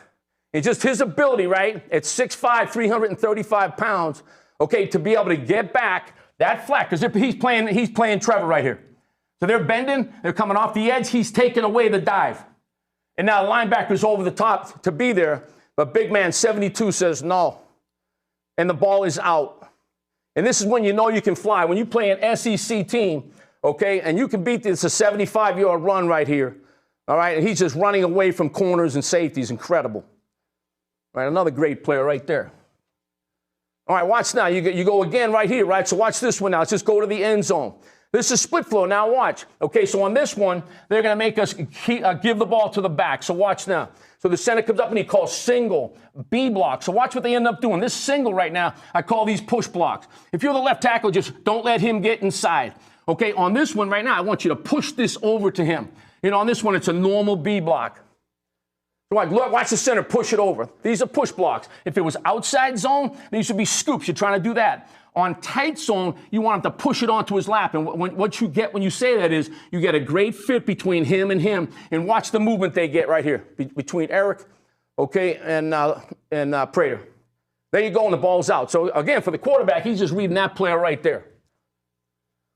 Again, great job by the left side. Good job by the center getting through. Great movement on the down player, and the ball is out. Good job by Lanphier right here. All right, and then you got, well, let me give you 2 more right here, right? So here you go again. This is an adjustment right here, right? So if you're on your double team, right, so we're going to run the ball to the right. There goes the single to him. He's on. Okay, now they're going to B block through for him. So what they're doing right now is they're holding him on these B blocks. They said, don't let him get through to the second level. Okay, and so when that happens, I want you to do that, and we just call that a tug right there, and that's what we ended up doing. It's still a read play. Nobody knows the difference. No one cares. Okay, it's still a replay, but now Prater's going to sit on that, and then Martin gets over the top, and I'll see you. And again, you can see, like on the play side of these plays, where do these plays get beat a lot of times? When you're in the gun and you try and run the ball in here, okay, and a lot of times teams will try and scoop him. Well, this linebacker right here, yeah, he's going to play that gap, but only until the ball breaks the line of scrimmage. Once the ball does that, he's going to come back here. That's why you want to push that over. You don't want to scoop it. You want to push it onto his lap so the center can get off on this and be there for the linebacker. And there you go. There's your replay with Ricky coming back. There's a 6-yard gain. Right, same thing here, right? Same thing here. 81's going to come back. Okay, and there goes the center. So the center's too flat for my liking right here. This is a time when I would love the center to gallop and stay square for the climb right here. But watch the backside. Okay, here's another one for the quarterback. You tell the quarterback, for him, I'm trying to get through. If you can't get through, block the defensive end. So if he's not playing around you and he wants to play through the V of your neck, which is one of the things they do, snap back on him and block him. And when he sees you block him, when the quarterback sees you block him, he's going to hand the ball off, which you see right here. And there you go. There's the ball. So this is another one right here. Watch. He's covered. If I'm the center, I have to climb quicker right here. He wants to climb quicker, and that won't happen. All right, and then you go here, right? So now you're doing it again. So this is just another adjustment, right? He's kicked way over there. He's going through for that clear. It's box to clear, so the center's working to that. I'm out. Okay, the center called bang. He's going to block back, and he's going to wrap that player around for the front side linebacker. And there you go. So these are just all little adjustments, okay, off of, as soon as the center, or as soon as we fold on the backside, or as soon as the center calls bang and he's going to bring the backside guard, it's still, you're blocking the same people, you're just doing it in a different way, and those are man blocks, right? Let me get you out of that one. Okay, here's the last one right here. Okay, so this is against the 5 down front. So I showed you 3 down, 4 down. Here's your 5 down, right? So the linebacker's walked up. Okay, so here, right, we're going to run the ball to the left. This should be 33 search read. Okay, you can see Ricky's already looking back here. Okay, it's still the same read right now. We better hit a break there. The rest of that will be on TexAgs.com on the premium boards. We'll hit a break here. We'll come back with a short segment before the fan show on TexAgs Live.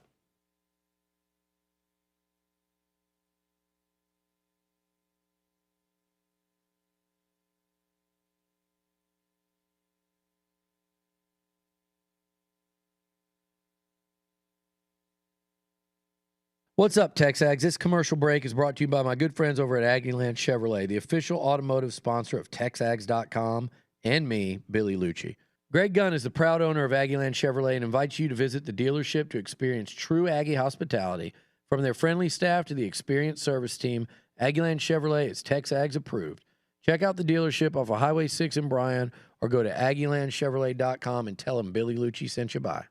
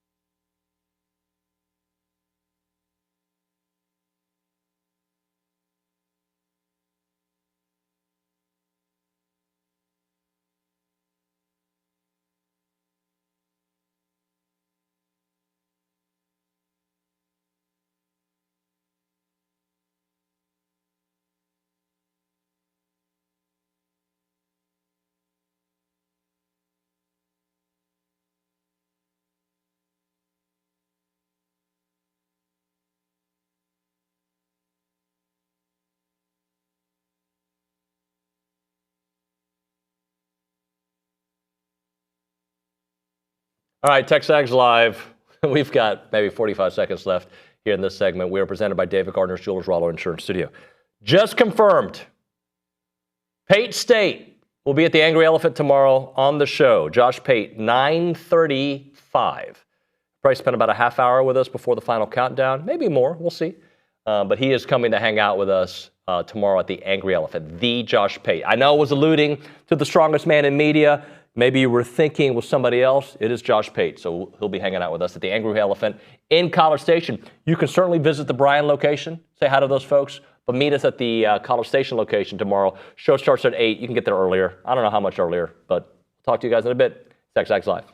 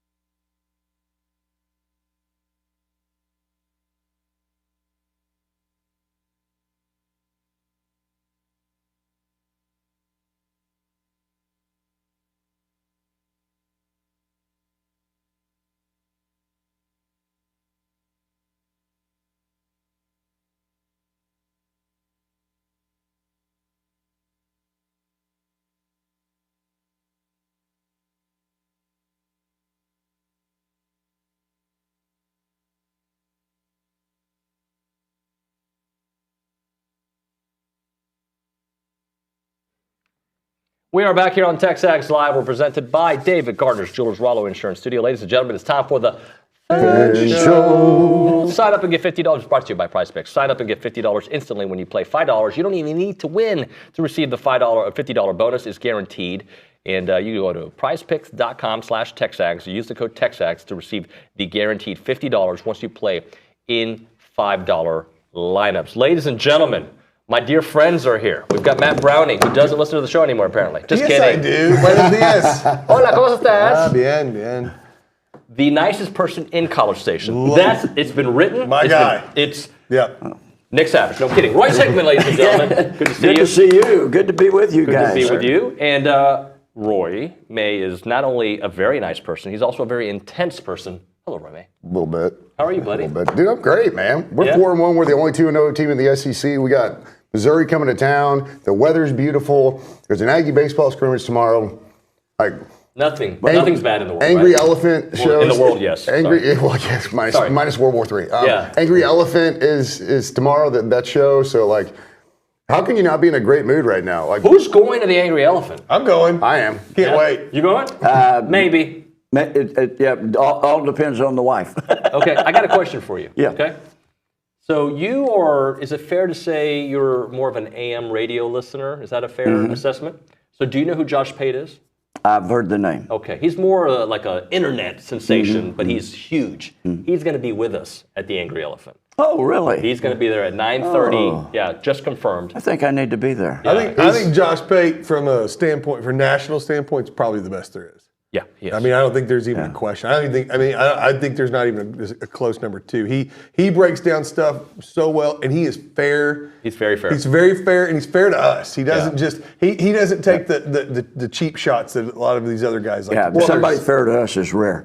Yeah. One, he's got a fascinating story, just kind of how he got going and where he kind of came from, and like he really has built his own kind of empire. So he is awesome, and this is all what I'll say about him. I had watched him when I was prepping for this show, when I was transitioning from the old job to this one. There was a lot of people I'd watch. I'd watch the Craniac, and I'd watch Josh Pate. Obviously, I watched Gabe and OB all the time, and he sat next to me at the Auburn A&M game. And like I thought we were buddies, like instantly, just a wealth of knowledge, but just friendly. Like I knew he was big, but he didn't act like he was big. Like he was he was great. So, all right, let's talk some football. It's been a minute since you've been here, my friend. Yes. So what is on your mind this morning? Well, what's on my mind is I am very excited about this football game. I very much believe it's winnable. And there's been some struggles, but I've seen improvement. I mean, look at what by the fourth quarter, we were totally dominating that game the other day, whereas we struggled earlier. And that's kind of how the season's been, too, I think. We're getting better. But there's a lot going on. And if we win this game, that sets us up for a lot of things that can happen if we just stay on top of things and do what we're supposed to do. Every person do their job. You know, and you come together as a team. But the way that, I'm going to just add one thing. Last week, if you take away two plays, the pass and the fake punt, it's a whole different ball game in our minds, I think. Unfortunately, you can't take them away. I understand. But you're exactly right, because that team, other than those two plays, held them in check. Roy May, what's on your mind? Well, that seems to be the sentiment every week. If we could just take away those two plays, right? No, that's a good point. Yeah, you got to. Ultimately, you got to do that. It's a bit of a pattern, but you get out of Jerry World. Thank goodness for the last time. Another kind of wild one, right? They also faked a punt. They tried to fake a field goal. Arkansas was. You could tell Sam Pittman was just absolutely all chips on the table. Let's win. Let's just win. And so, of course, they lost because that makes my heart warm. But coming into this week, and I think throughout the week, Max Wright said it, and some of the things Swope said this morning. This is such a springboard opportunity for us. Because you look at the schedule moving forward. I mean, obviously, you have to play Missouri first, but just the stuff moving forward and what you know about where we are. We're 2-0 in conference, right? That Notre Dame loss just seems so far in the rearview mirror right now, right? Especially since Notre Dame kind of righted the ship, beat Louisville, which was a ranked team, was a top 25 matchup. And so this is, you don't want to say this is the most important game in the history of Kyle Field or the program, but in this season, because we need to stay in the now, right? in this season right now, there could not be a more important game on our slate if you were to look at the next 4 or 5 games on our slate. This is massively important against a Missouri team that's a top 10 team that I think is overrated. They're a top 20 team, I think, but they have been largely underwhelming against inferior talent because I was kind of all in on the Missouri hype coming into the season. I really was. And so I've been surprised to see them not completely be ridiculously the dominant team I thought they would be against their slate leading up to us. And so this is a huge opportunity because the perception nationally is that obviously Missouri is still very good because they're still ranked in the top 10. So this is a top 10 opponent at home. I know it's 11 a.m. I don't think that's going to matter. I think 11 a.m. hurts the road team more than it does the home team anyways, a.k.a. Mississippi State when I was in school. But it's just, this is huge. This is a massively huge game. You can't overinflate the importance of it. You see what he did there, by the way? He referenced parts of the show today and yesterday in his answer to, just to show his loyalty to TexAgs. Matt Browning, what's on your mind? I'm an company man, if nothing else. That's good. That's great, Earlier Dave. you talked to Aaron Torres. I did listen to Aaron Torres, Yep. thank you. And Coach Turner might be one of the best segments y'all have ever had. He's fantastic. So, and by the way, difficult to follow on the radio. Well, the 2-part series, and we have the second part with more visuals. Yeah, if you go like on the premium boards or just the premium boards. Yeah, you go in and watch the visuals. It really is fascinating watching stuff that like even old school football people who've watched football their whole lives, you learn quite a bit. So I'm really, standing really there cool. yesterday, so we start there, and I kind of walk around just to see, and I'm like, I am stupid because it's a simple concept, but it's more about the multiple things that the center's gonna. Okay, you see what he's doing there? Okay, boom, and then you got to shift, and then you see what, and he obviously the reps help, right? But he understands that's what makes a good coach. A guy who understands what this guy's doing, this guy, the opposite side. It's incredible. Sorry. And he did tell us, gave us a little snippet last week about what to expect in that Arkansas game, which did come true. So, which was pretty cool. He's great. He is really, really good. But what's on my mind, number one, is yes, we made it out of Jerry World with yet another victory. It is funny, we did sit here all last week going, God, I'm glad this game is out of there. We're ready to get it back on campus. But why? I was watching one of the Arkansas guys going, a bunch of Aggie, he goes, the Aggies don't want this game here anyways. He goes, I don't understand that. He goes, this has been a house of horrors for Arkansas. And A&M has just dominated this series. Why would you not want it to stay here? Well, we've also dominated the 2 games that we've had played at home, and we beat them in Fayetteville. So if to us, it's, it doesn't matter where we play. It doesn't matter where we're going. We want to win that game. But looking forward to this week, Roy is, I think, dead on. You can look at this season and go, okay, we have the opportunity. If you win or if you lose this game this weekend, we still have an opportunity for a good season. Sure. You can still beat Mississippi State and beat LSU and 8-4 and 9-3 in the first season is a good start to an era. But if you win this game, we still have the opportunity for a great season. There's still some really big things. Great. Like legitimately great season. That is why this is an important game. Like you said, it's not the greatest, not the most important game we've ever played at Kyle Field, but this is as big a game as we've had in a while. Yep. And to come in, if you can win this game, you've like you said, put Notre Dame behind us, and that's in the rear view now. Looking forward, you go on the road versus a pretty poor Mississippi State team. You get LSU here, who is, might be one of the worst defenses I've ever seen. And then, that spring, and you've seen what Auburn and South Carolina have looked like. We're a better team than they are. So you get through those, and you can somehow get to that November 30th matchup with 1 loss, possibly. I don't allow my mind to go my there. guy, Yeah, right. I'm allowed. I'm drifting. This is a fan show. You're allowed. I'm allowed to I'm the just analyst show. think this through. And can you imagine that place if we somehow go into it with that kind of buildup? Be wild. That will be absolutely safe. So again, this is a quick peek. All right, I'm going to reel it back now.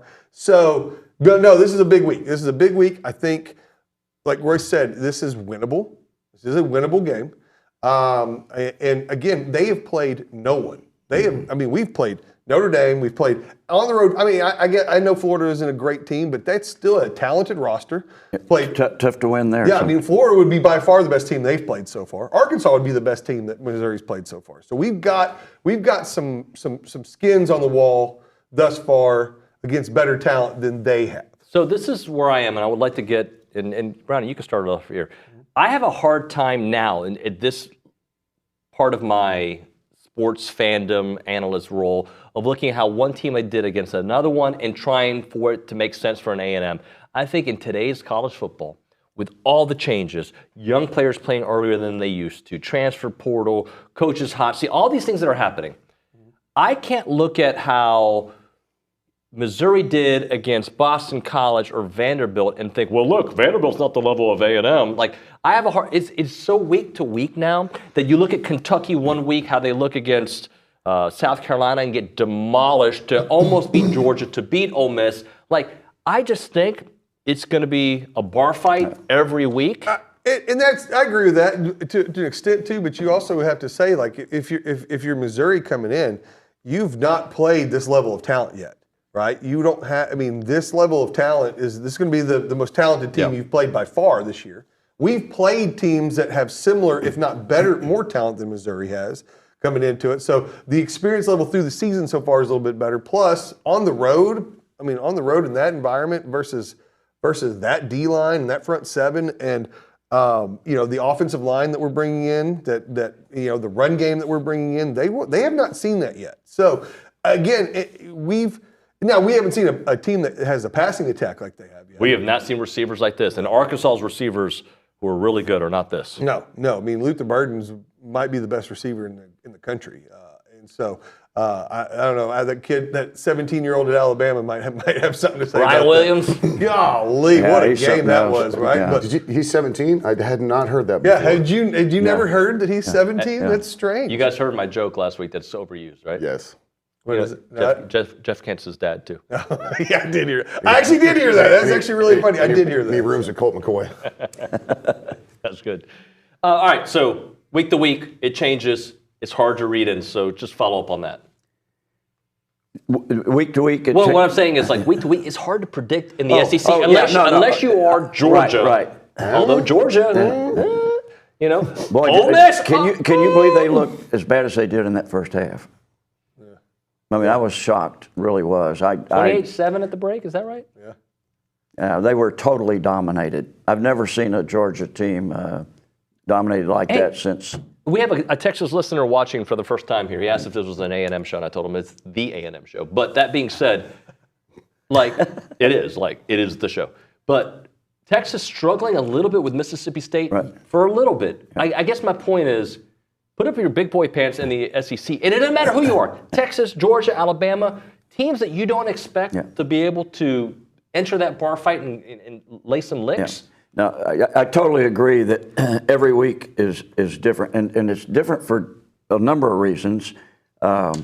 One is because you've got a certain amount of talent on each team. I mean, it may not be as talented as others we face, but there are some players. Now, how does that match up with us? I think that's one of the things.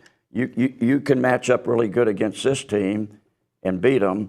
That team beats Team C, and then you have trouble with Team C when you thought you could handle them. And I do agree with you that there's so many changes going on, and why some of these major schools don't get together and break away from the NCAA, I'll never understand. Because the reason we were having all this portal problem, NIL, is because the NCAA let all that stuff get out before they had the controls they already have on. And unfortunately, there's still nobody's doing anything about it yet. Yeah, that's right. I mean, they're doing something, but why am I doing the quotes? Right. They're doing something. Because they're not.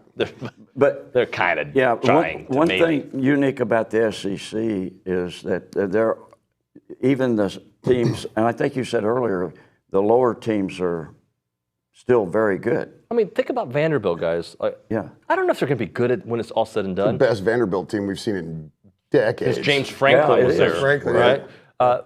But they're a team that they can surprise. They can get beat by a nobody, but they can surprise you, and they've done that. I was trying to explain this to one of my Longhorn friends that, like, the difference is your that friends better. the difference is when you come in and you play in the SEC, you go in and play a poor Mississippi State team. Playing a bad Mississippi State team isn't the same as playing Kansas State. Right. I mean, you're going to come out of the game beat up. You're going to come out beat up. You're going to take licks. You're going to have even if you win that game handedly, then you got to go to the next week. That plays into them. Missouri not playing anybody. We just had a really tough, hard-nosed battle versus Arkansas. So we'll go into this game more nicked up than they will, So that's just one of those things about playing a week in, week out SEC schedule. Well, the reality is the transitive property in sports is trash. It just doesn't work. It doesn't. Right? It never really has worked. And like you said, and now, especially in today's day and age, with talent, I believe, being more widespread, you just can't do that. If the transitive property in sports worked, the Chicago White Sox would have beaten absolutely no one this year. All right, they would have gone 0-162 because they're one of the worst teams. In fact, I think statistically they're the worst baseball team in the history of baseball since they started the larger schedule. So the transitive property doesn't work. And so that's where you just have to kind of look at your team and the development of your team and look at their team. And y'all said something, you said, the best passing attack we've seen. Is it? Maybe the most talent on the passing side of the ball, but they've been largely underwhelming given their talent and their competition.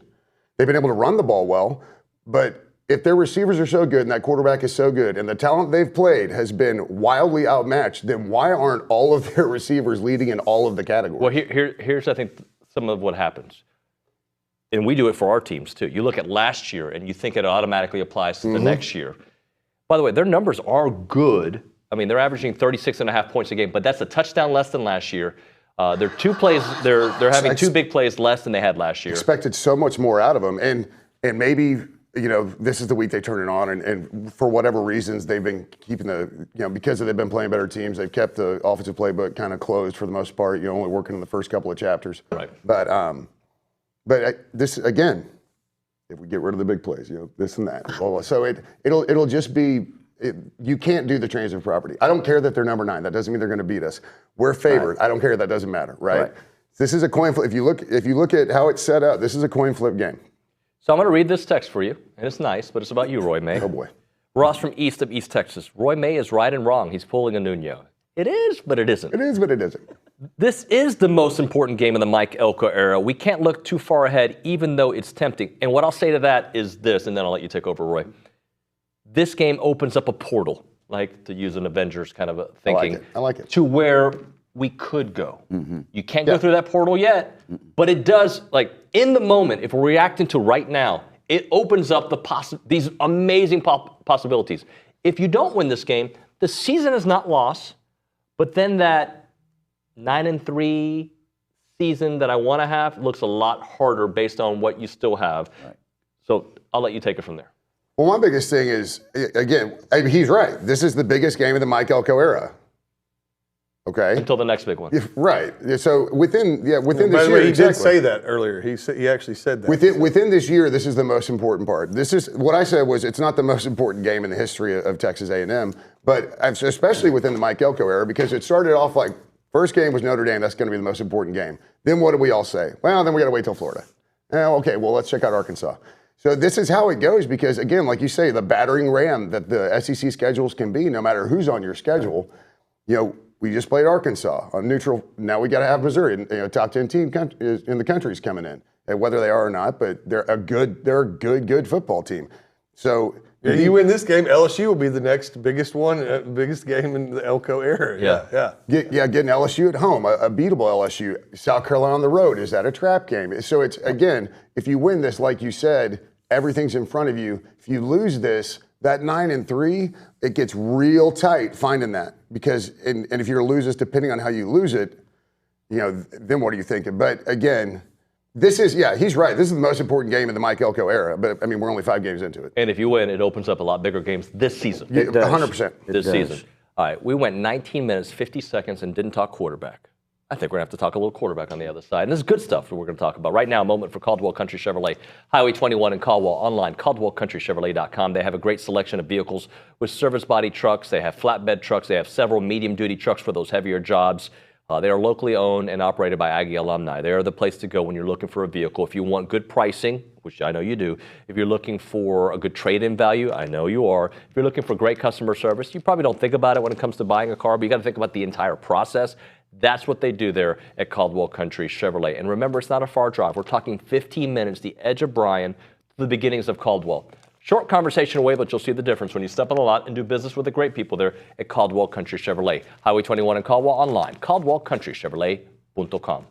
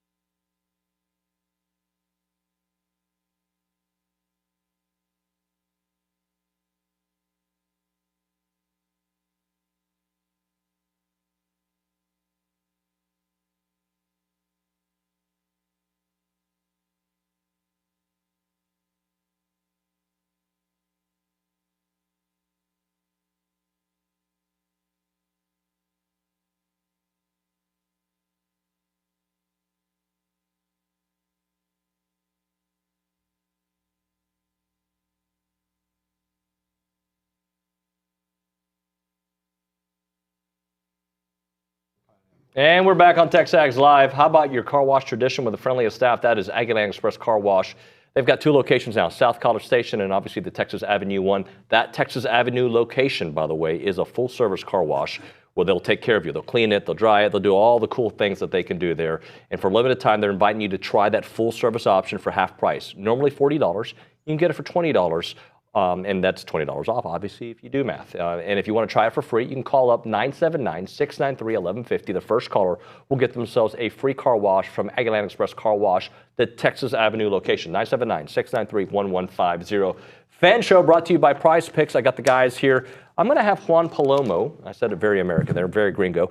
Juan Palomo. Juan, if you can for a moment, I want you to read, and where did it go? I can't find it now. Oh, William Gillespie talking about Terry Bussey. And I'll just paraphrase it. He says, because it's not this quote I wanted, he is saying, when are we going to see Terry Bussey get the ball differently than we are instead of just the bubble screens and handing the ball off, which, by the way, I love when he touches the ball. And that is something that I want to bring up. At some point, when Coach Elko feels it's appropriate and Colin Klein, I want to see that dude get the ball in space because I think he is the closest thing that you have to an Ananias Smith on this team. I'm going to let you start, Royce. That's twice I let him start. I'm sorry, guys. Yeah, that's all right, but I agree. I don't know what else to say. I think, Coach told me some years ago when I was expressing some disappointment about some of the play, the offense, that a new coach and a new system with new players to that, you can't throw everything at them at once, and it takes time. And I think that's been what I would say about the season so far, is there's times that a play that would work, we haven't got it in the system yet. Right. But I think I just feel like there's a more potential with the passing game, particularly getting some of these guys open. And Roy, what I mean by him being closest to Ananias, I'm not saying his skill set is exactly the same. What I'm saying is he's a guy that you can line up in the backfield, you can have him punt and return, you can put him in a wide receiver. Yeah, it's the talent plus the versatility. And my take would be, like you kind of answered it when posing the question. When he's ready, right? So because we're not at practice, we're not in these coaches' meetings, we're not in film room. Where he's capable of being relative to where we're on the playbook. So you got to look. I love when I'm with you. I love when he gets the ball. But again, you have Le'Veon Moss that's doing well. You have Amari Daniels. There's only so many touches to go around, and if we can get the passing game to continue to progress, he'll get the ball then. And right, he'll start to get the ball more. And I think that's. You can only run so many jet sweeps, with him before people figure out that if he's in, he's pretty much running a jet sweep kind of thing, right? And I mean, are you going to take Moss off the field? No. So there's only so many touches to go around, and because we're not firing on all cylinders, it's not necessarily just saying it's him, it's Bussey, he doesn't know the playbook. It's us too. Like we can't run this play, we can't do this, we can't do that right now. So it's not just him. So I firmly believe that the coaching staff will work him in when they can, as best they can, but without taking away from what is currently our offense, right? Because right now we know what our offense is. I think we also know what we think it can be, but right now they have to operate within how the offense is working, and so you got to stick with it.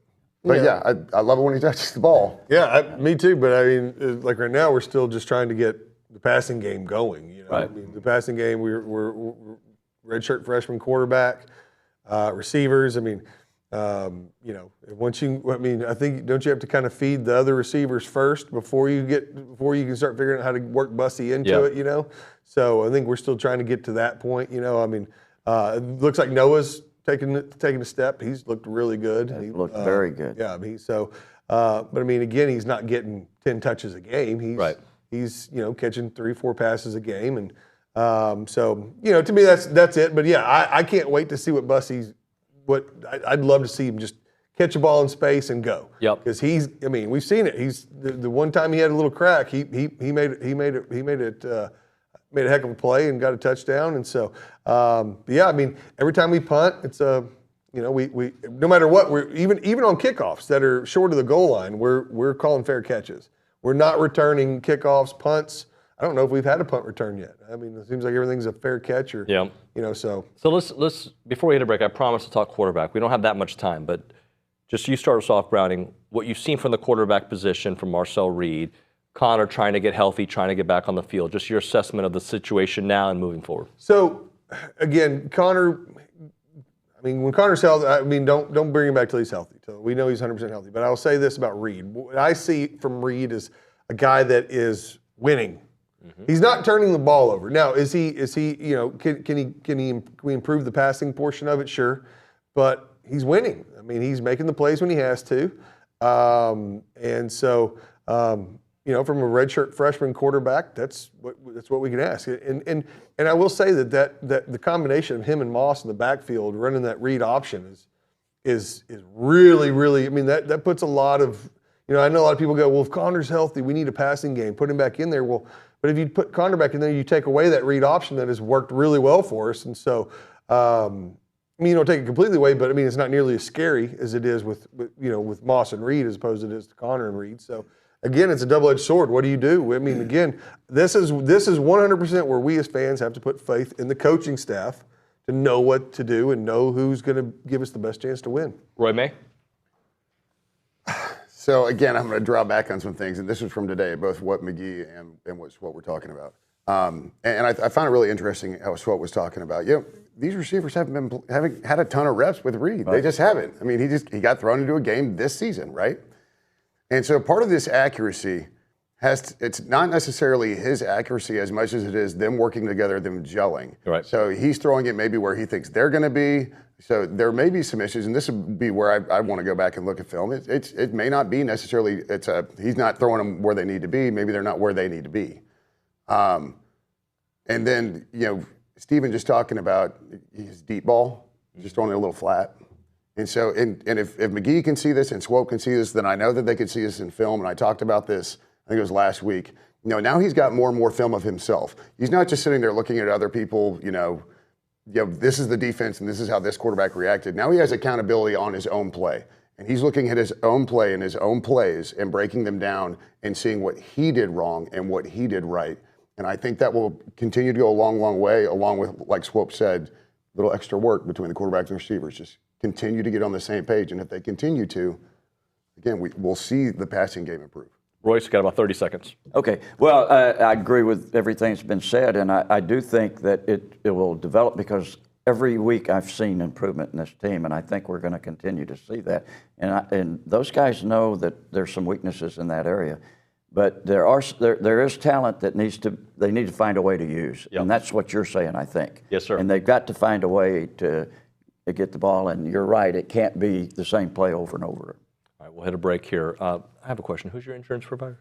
My guy Morgan Mowdy over at Rollo Insurance. Oh, do you know I was about to talk about Rollo Insurance? No, I didn't. That's crazy. Even though it says Rollo in big letters right there. I didn't see that. I saw that. You saw it. You know it's coming. Rollo's awesome. They're my guys. They should be your guy. They're fantastic. Rollo Insurance, the difference is real. They're an independent insurance company built around educating you on exactly what you're paying for, and they do that, by the way. Morgan called me. I got to call him back. Sorry, Morgan. About talking about some options for next year. They'll do it. They'll find you the best option. That's what they're fantastic at doing, and they're super local right here in College Station. They got 60 offices in Texas, but again, their headquarters right here in College Station. You've got Jason, Jackson, Keith, the whole gang, Morgan, as we mentioned. They will take great, great care of you. Car insurance, homeowners insurance, farmers, ranchers, hobby farmers, business owners, and their priorities are God, family, and country. Check them out at 888-44-ROLLO or go to rolloinsurance.com. That's 888-44-ROLLO, rolloinsurance.com.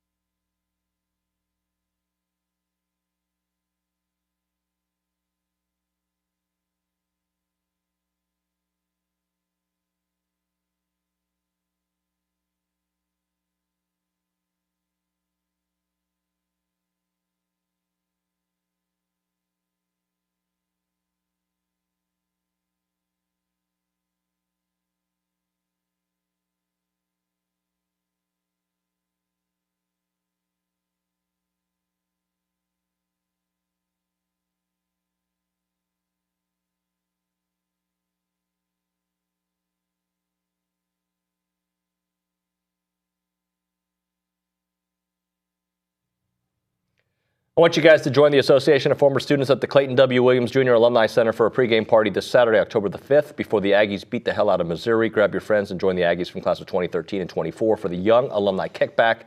Tickets are $30, available for purchase at tx.ag/YA Kickback24. It'll start at 9 a.m.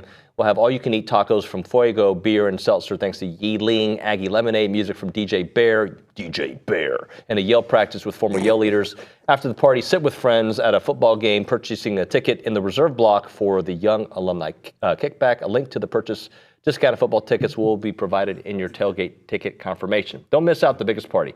Again, those tickets are at tx.ag/YA Kickback24. It is TexAgs Live, presented by David Gardner's Jewelers, Rollo Insurance Studio, Fan Show presented by Prize Picks. We go to the Angry Elephant News and Social Center. Matthew Dawson is helping us out with our Prize Picks segment, my friend. You know, it was a pretty decent week for y'all last week. No one went under 500. Matt, you led the way. Hey! 8 and 4 weeks. Yes! That's 2 weeks in a row where you've done the opposite. I've done the opposite of what I really feel in my heart. You're George Costanza or Jerry Seinfeld. This is great. That's, And you know that's what? right. I'm a Costanza. So I punished Hunter for not submitting his picks that 1 week. So I gave him like 5 and 7, which I think was like the second worst that week. Commissioner Dawson, rude. Yeah, so I had to punish him a little bit. He's still in first, though, by 1 win with that. Matt, you propelled yourself into a tie in second place with David at 23 and 22. What does Hunter have? He's 24 and 21. Oh. So he's 1 game ahead of Did he y'all. get his picks in this week? He has not gotten his picks in. Did you text him? I did not, but I can text him. I'll text him after the show. And then Royce has never played, okay? Royce has I'm a never rookie. played. Well, guess what? It's fun. You're going to have fun. And Roy, I can tell that already. yeah, Roy, you went 7 and 5 last week, so pretty good, but you're 21 and 24, so I still some suck at catching daily left to do. fantasy stuff. It's all right. I'm really There's room to improve. So, In fact, this year generally, like the Dixie Chicken Hawks are having a tough time. Like I'm in a fantasy rut this year. Are you? Yeah. Look, I went away from the Matt Browning theory and went to the Costanza. I started to yearn. I like the way you did that. And well played, sir. So, yeah. Dawson's like, sorry, what? Well, Nuño yada yada something earlier today. Yada, so. yada, yada. One thing led to another, and I picked more than. Sorry. You don't know what we're Royce, talking since about you've at never all. played, I'll explain it to you a little bit, and then also to the viewers out there. Essentially, you're just going to pick your favorite player squares in the app. Make sure you download using code TexAgs, and you're going to pick more or less than the given stat line that they give you. So, I have some stats here for you. I got 12 of them. Let's pick them. So, the first one, let's talk Dylan Gabriel, the quarterback for Oregon, plays Michigan State at home. He's going to have more than or less than 283 and a half passing yards. Again, Who are they playing again? Michigan State at Michigan home. State. who just got smoked, by the way. So I'm going less than because I feel like he would go more. I'm going more than. I'm going less. It's in Eugene. Michigan State's turned the ball over 13 times already. Dylan Gabriel's going to have the ball a lot in this game. I'm going more. I like the way you operate, Roy.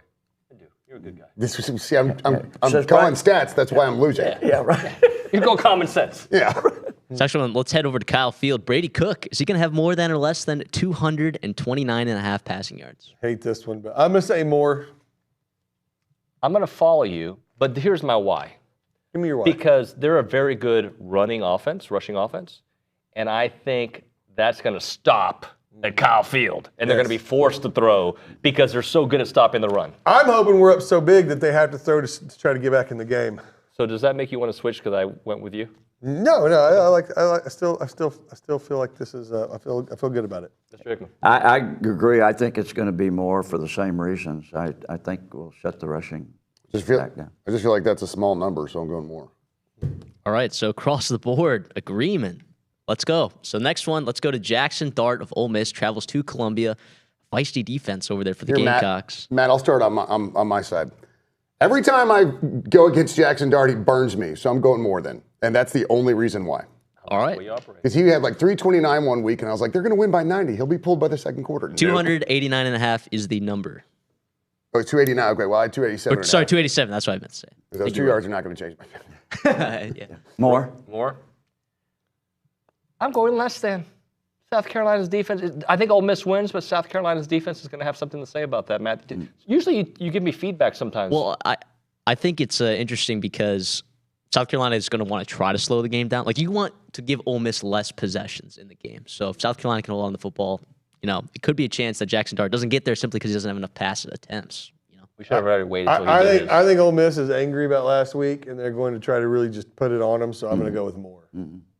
All right, Jalen Milroe, quarterback of Alabama, playing against Vanderbilt. He's going to have more than or less than 233.5 passing yards. More than. More. Less. All right, Matt. Yeah, I'm gonna catch it. They're going to run the ball. They're going to get up big. They're going to. That's what I thought about him a couple of weeks ago, and he still went for like 340. Yeah, that's more. Yeah. Le'Veon Moss, let's go over running backs now. Is going to have more than or less than 67.5 rushing yards. Let me give everybody this information. Missouri is really good at stopping the run against no one, but they're really good at stopping the run. I'm going more. I mean, Le'Veon's done it all year. Absolutely. This one's easy. This is the easiest one on here, I think. Yep. More than. Yeah. He got more than this in the fourth quarter. Yes, he did. Yeah, so I'm going more. Yeah, same, more. All right, agreement across the board. Now let's head over to Missouri side. Nate Noel, transfer running back from Appalachian State, is going to have more than or less than 73.5 rushing yards. Less. I'm going to go more, but not significantly more. I'm less. There's no significantly category in here. But I just want to. I want people to understand. I don't think he's going to run for 100, but I think he'll run for more than this. He's a big part of what they do. Yeah, 73.5. It's a small number, but I'm still going to go less. I like where defense is heading. I hope I'm wrong on this one. Dawson, what do you think? I think he's going to have more. I really do. See, Dawson and I are on the same page a lot. I already put it in my lineup. You saw what we did to the I got that at SEC's 71. leading rusher last week. So Is this true? I got it at 71.5. I think also there were some other markets that they had the numbers significantly higher. So I'm like, well, Prize Picks, because they consistently give us the best numbers, I'm going to ride with the more than. So More than. that's what I like to do sometimes. Dylan Sampson, the running back of Tennessee, playing against Arkansas on the road, is going to have more than or less than 88.5 rushing yards. I'm going to say less simply because Arkansas's run defense looked really good last week, and I think they're going to. I feel like Tennessee's going to throw the ball around a lot. I'm struggling with this one. I think I'm going to also go less than, but I could see Arkansas is going to have to defend them differently than they defended A&M, which might open up some running lanes, but I still think I'm going to go less than. Yeah.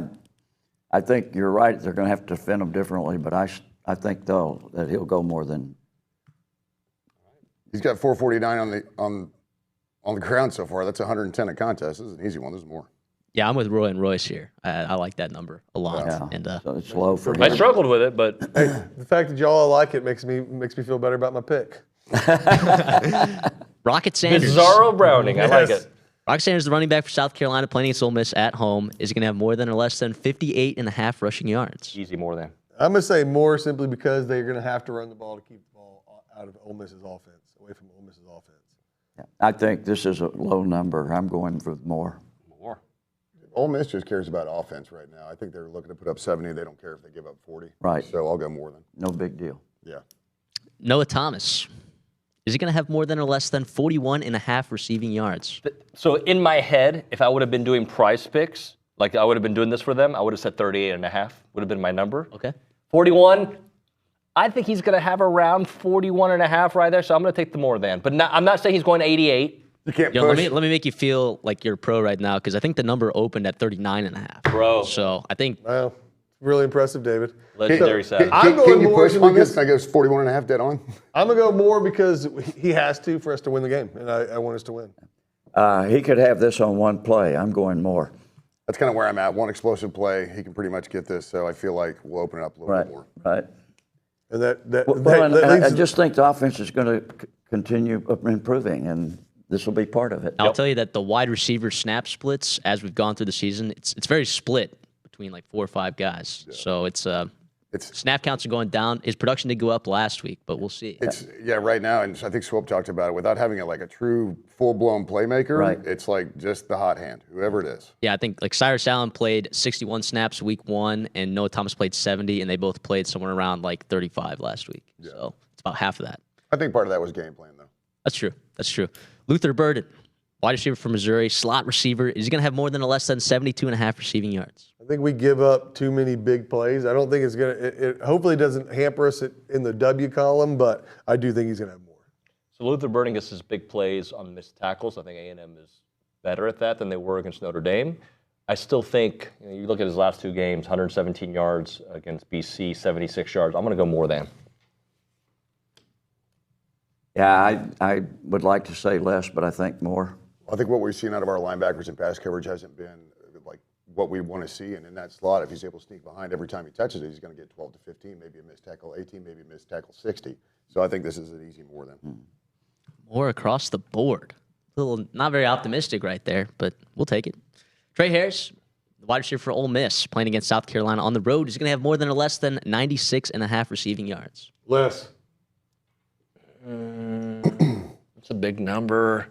I'm looking at what he's done this year. I'm going to go more than. Yeah. Let me tell you why. Well, you guys answer. But I'm going to say more because I think, again, Ole Miss got their butt kicked last week, and I think they're going to come out loaded for bear. Yeah, Lane Kiffin is immature, so he's going to run the score up if he can. Right, he is. Yeah, he absolutely will. Yeah, I like that about him. Oh, no, I'm a huge fan of it. He's still a brat. Yeah. So I'm going to go Trey Harris more. Let me tell you why it's more.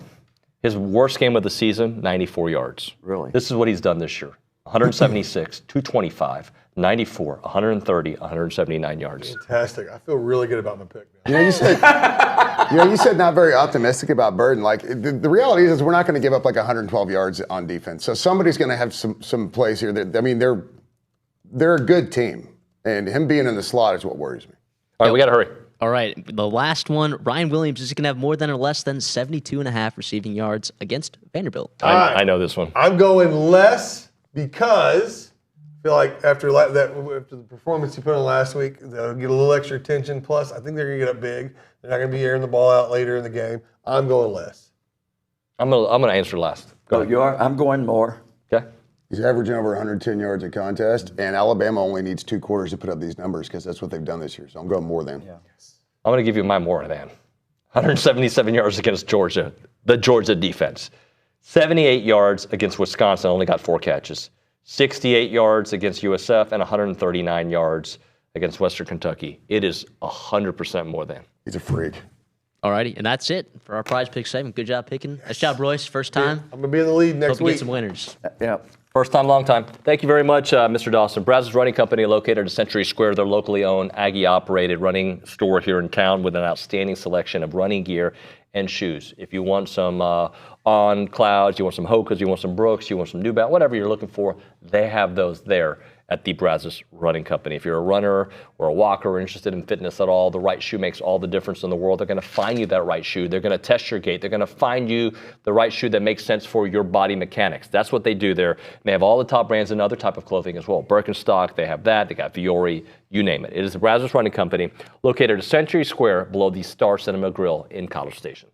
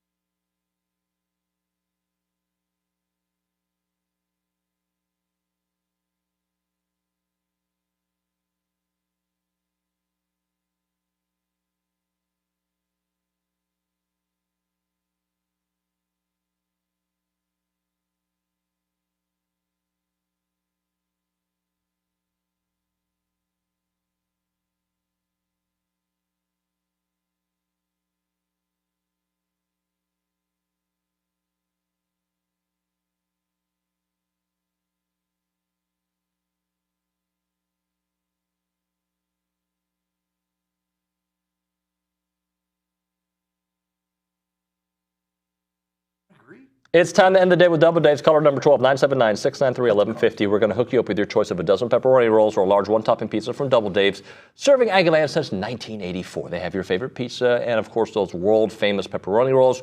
Reliable in-house delivery, bringing piping hot goodness straight to your door. Just click on doubledaves.com and your favorites are on their way. So somehow you brought up this question.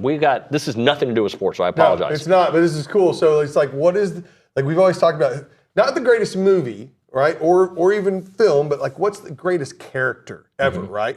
And you got guys like Tony Montana. You got Tony Soprano, who was a great character, by the way. You got Rocky Balboa, Indiana Jones. Oh my gosh, you're guys like this, right? now. Hey, Yeah. my number one, Gustus McCrae, Lonesome Dove. If you haven't seen it, you got to watch it, number one. But anyone that loves Lonesome Dove like I do, Augustus McCrae. You have one? Greatest character? Well, the first thing that came to my mind was Rocky, but he's such a great American. Yeah, but how about Roy Rogers? Roy Rogers, yeah. Roy Rogers? I mean, for some of us a little older and some of you others. Roy May? I think you got to throw John Wick in there. Yeah, John Wick. Yeah. And then, I would do the same thing. They killed my dog. right? Yeah, for Which sure. made me think of John Wayne. Lloyd Christmas. And Christmas is one a to keep classic. an eye on moving forward. I saw the first episode, and if you haven't seen it yet, I would. Not safe for work, not for the kids, by the way. The Penguin. Oh, yeah. Oh yeah, I was. Okay. I was surprised. I got to tell you the truth. The answer is Michael Corleone. Oh. That's the answer. Yeah, Michael Corleone's And- not a great character. Yes, and his brother Sonny is my role model in life. Sonny was cool. Sonny Sonny's a Corleone. better character than Michael is. The character. It's But the actual the character, intense the actor, all leadership that. from Michael Corleone, how the chess pieces that he moves. Do you know anybody that we're talking about? Lloyd Christmas? Michael Corleone. Nope. Tony Montana. Yes. Okay, you can stay. Rocky? I was gonna say my favorite character of I all don't think I time, care. Ferris Bueller from Ferris Bueller's Day Okay, Off. you went 80s on That's us. character. Still none I'm of them are surprised you Gus. didn't say Tony Stark. Sorry. I'm Gustus more of a Bruce McCrae. Wayne guy, but Hands yeah. down. Anyway, football. See, we entered it with football. We'll see you mañana.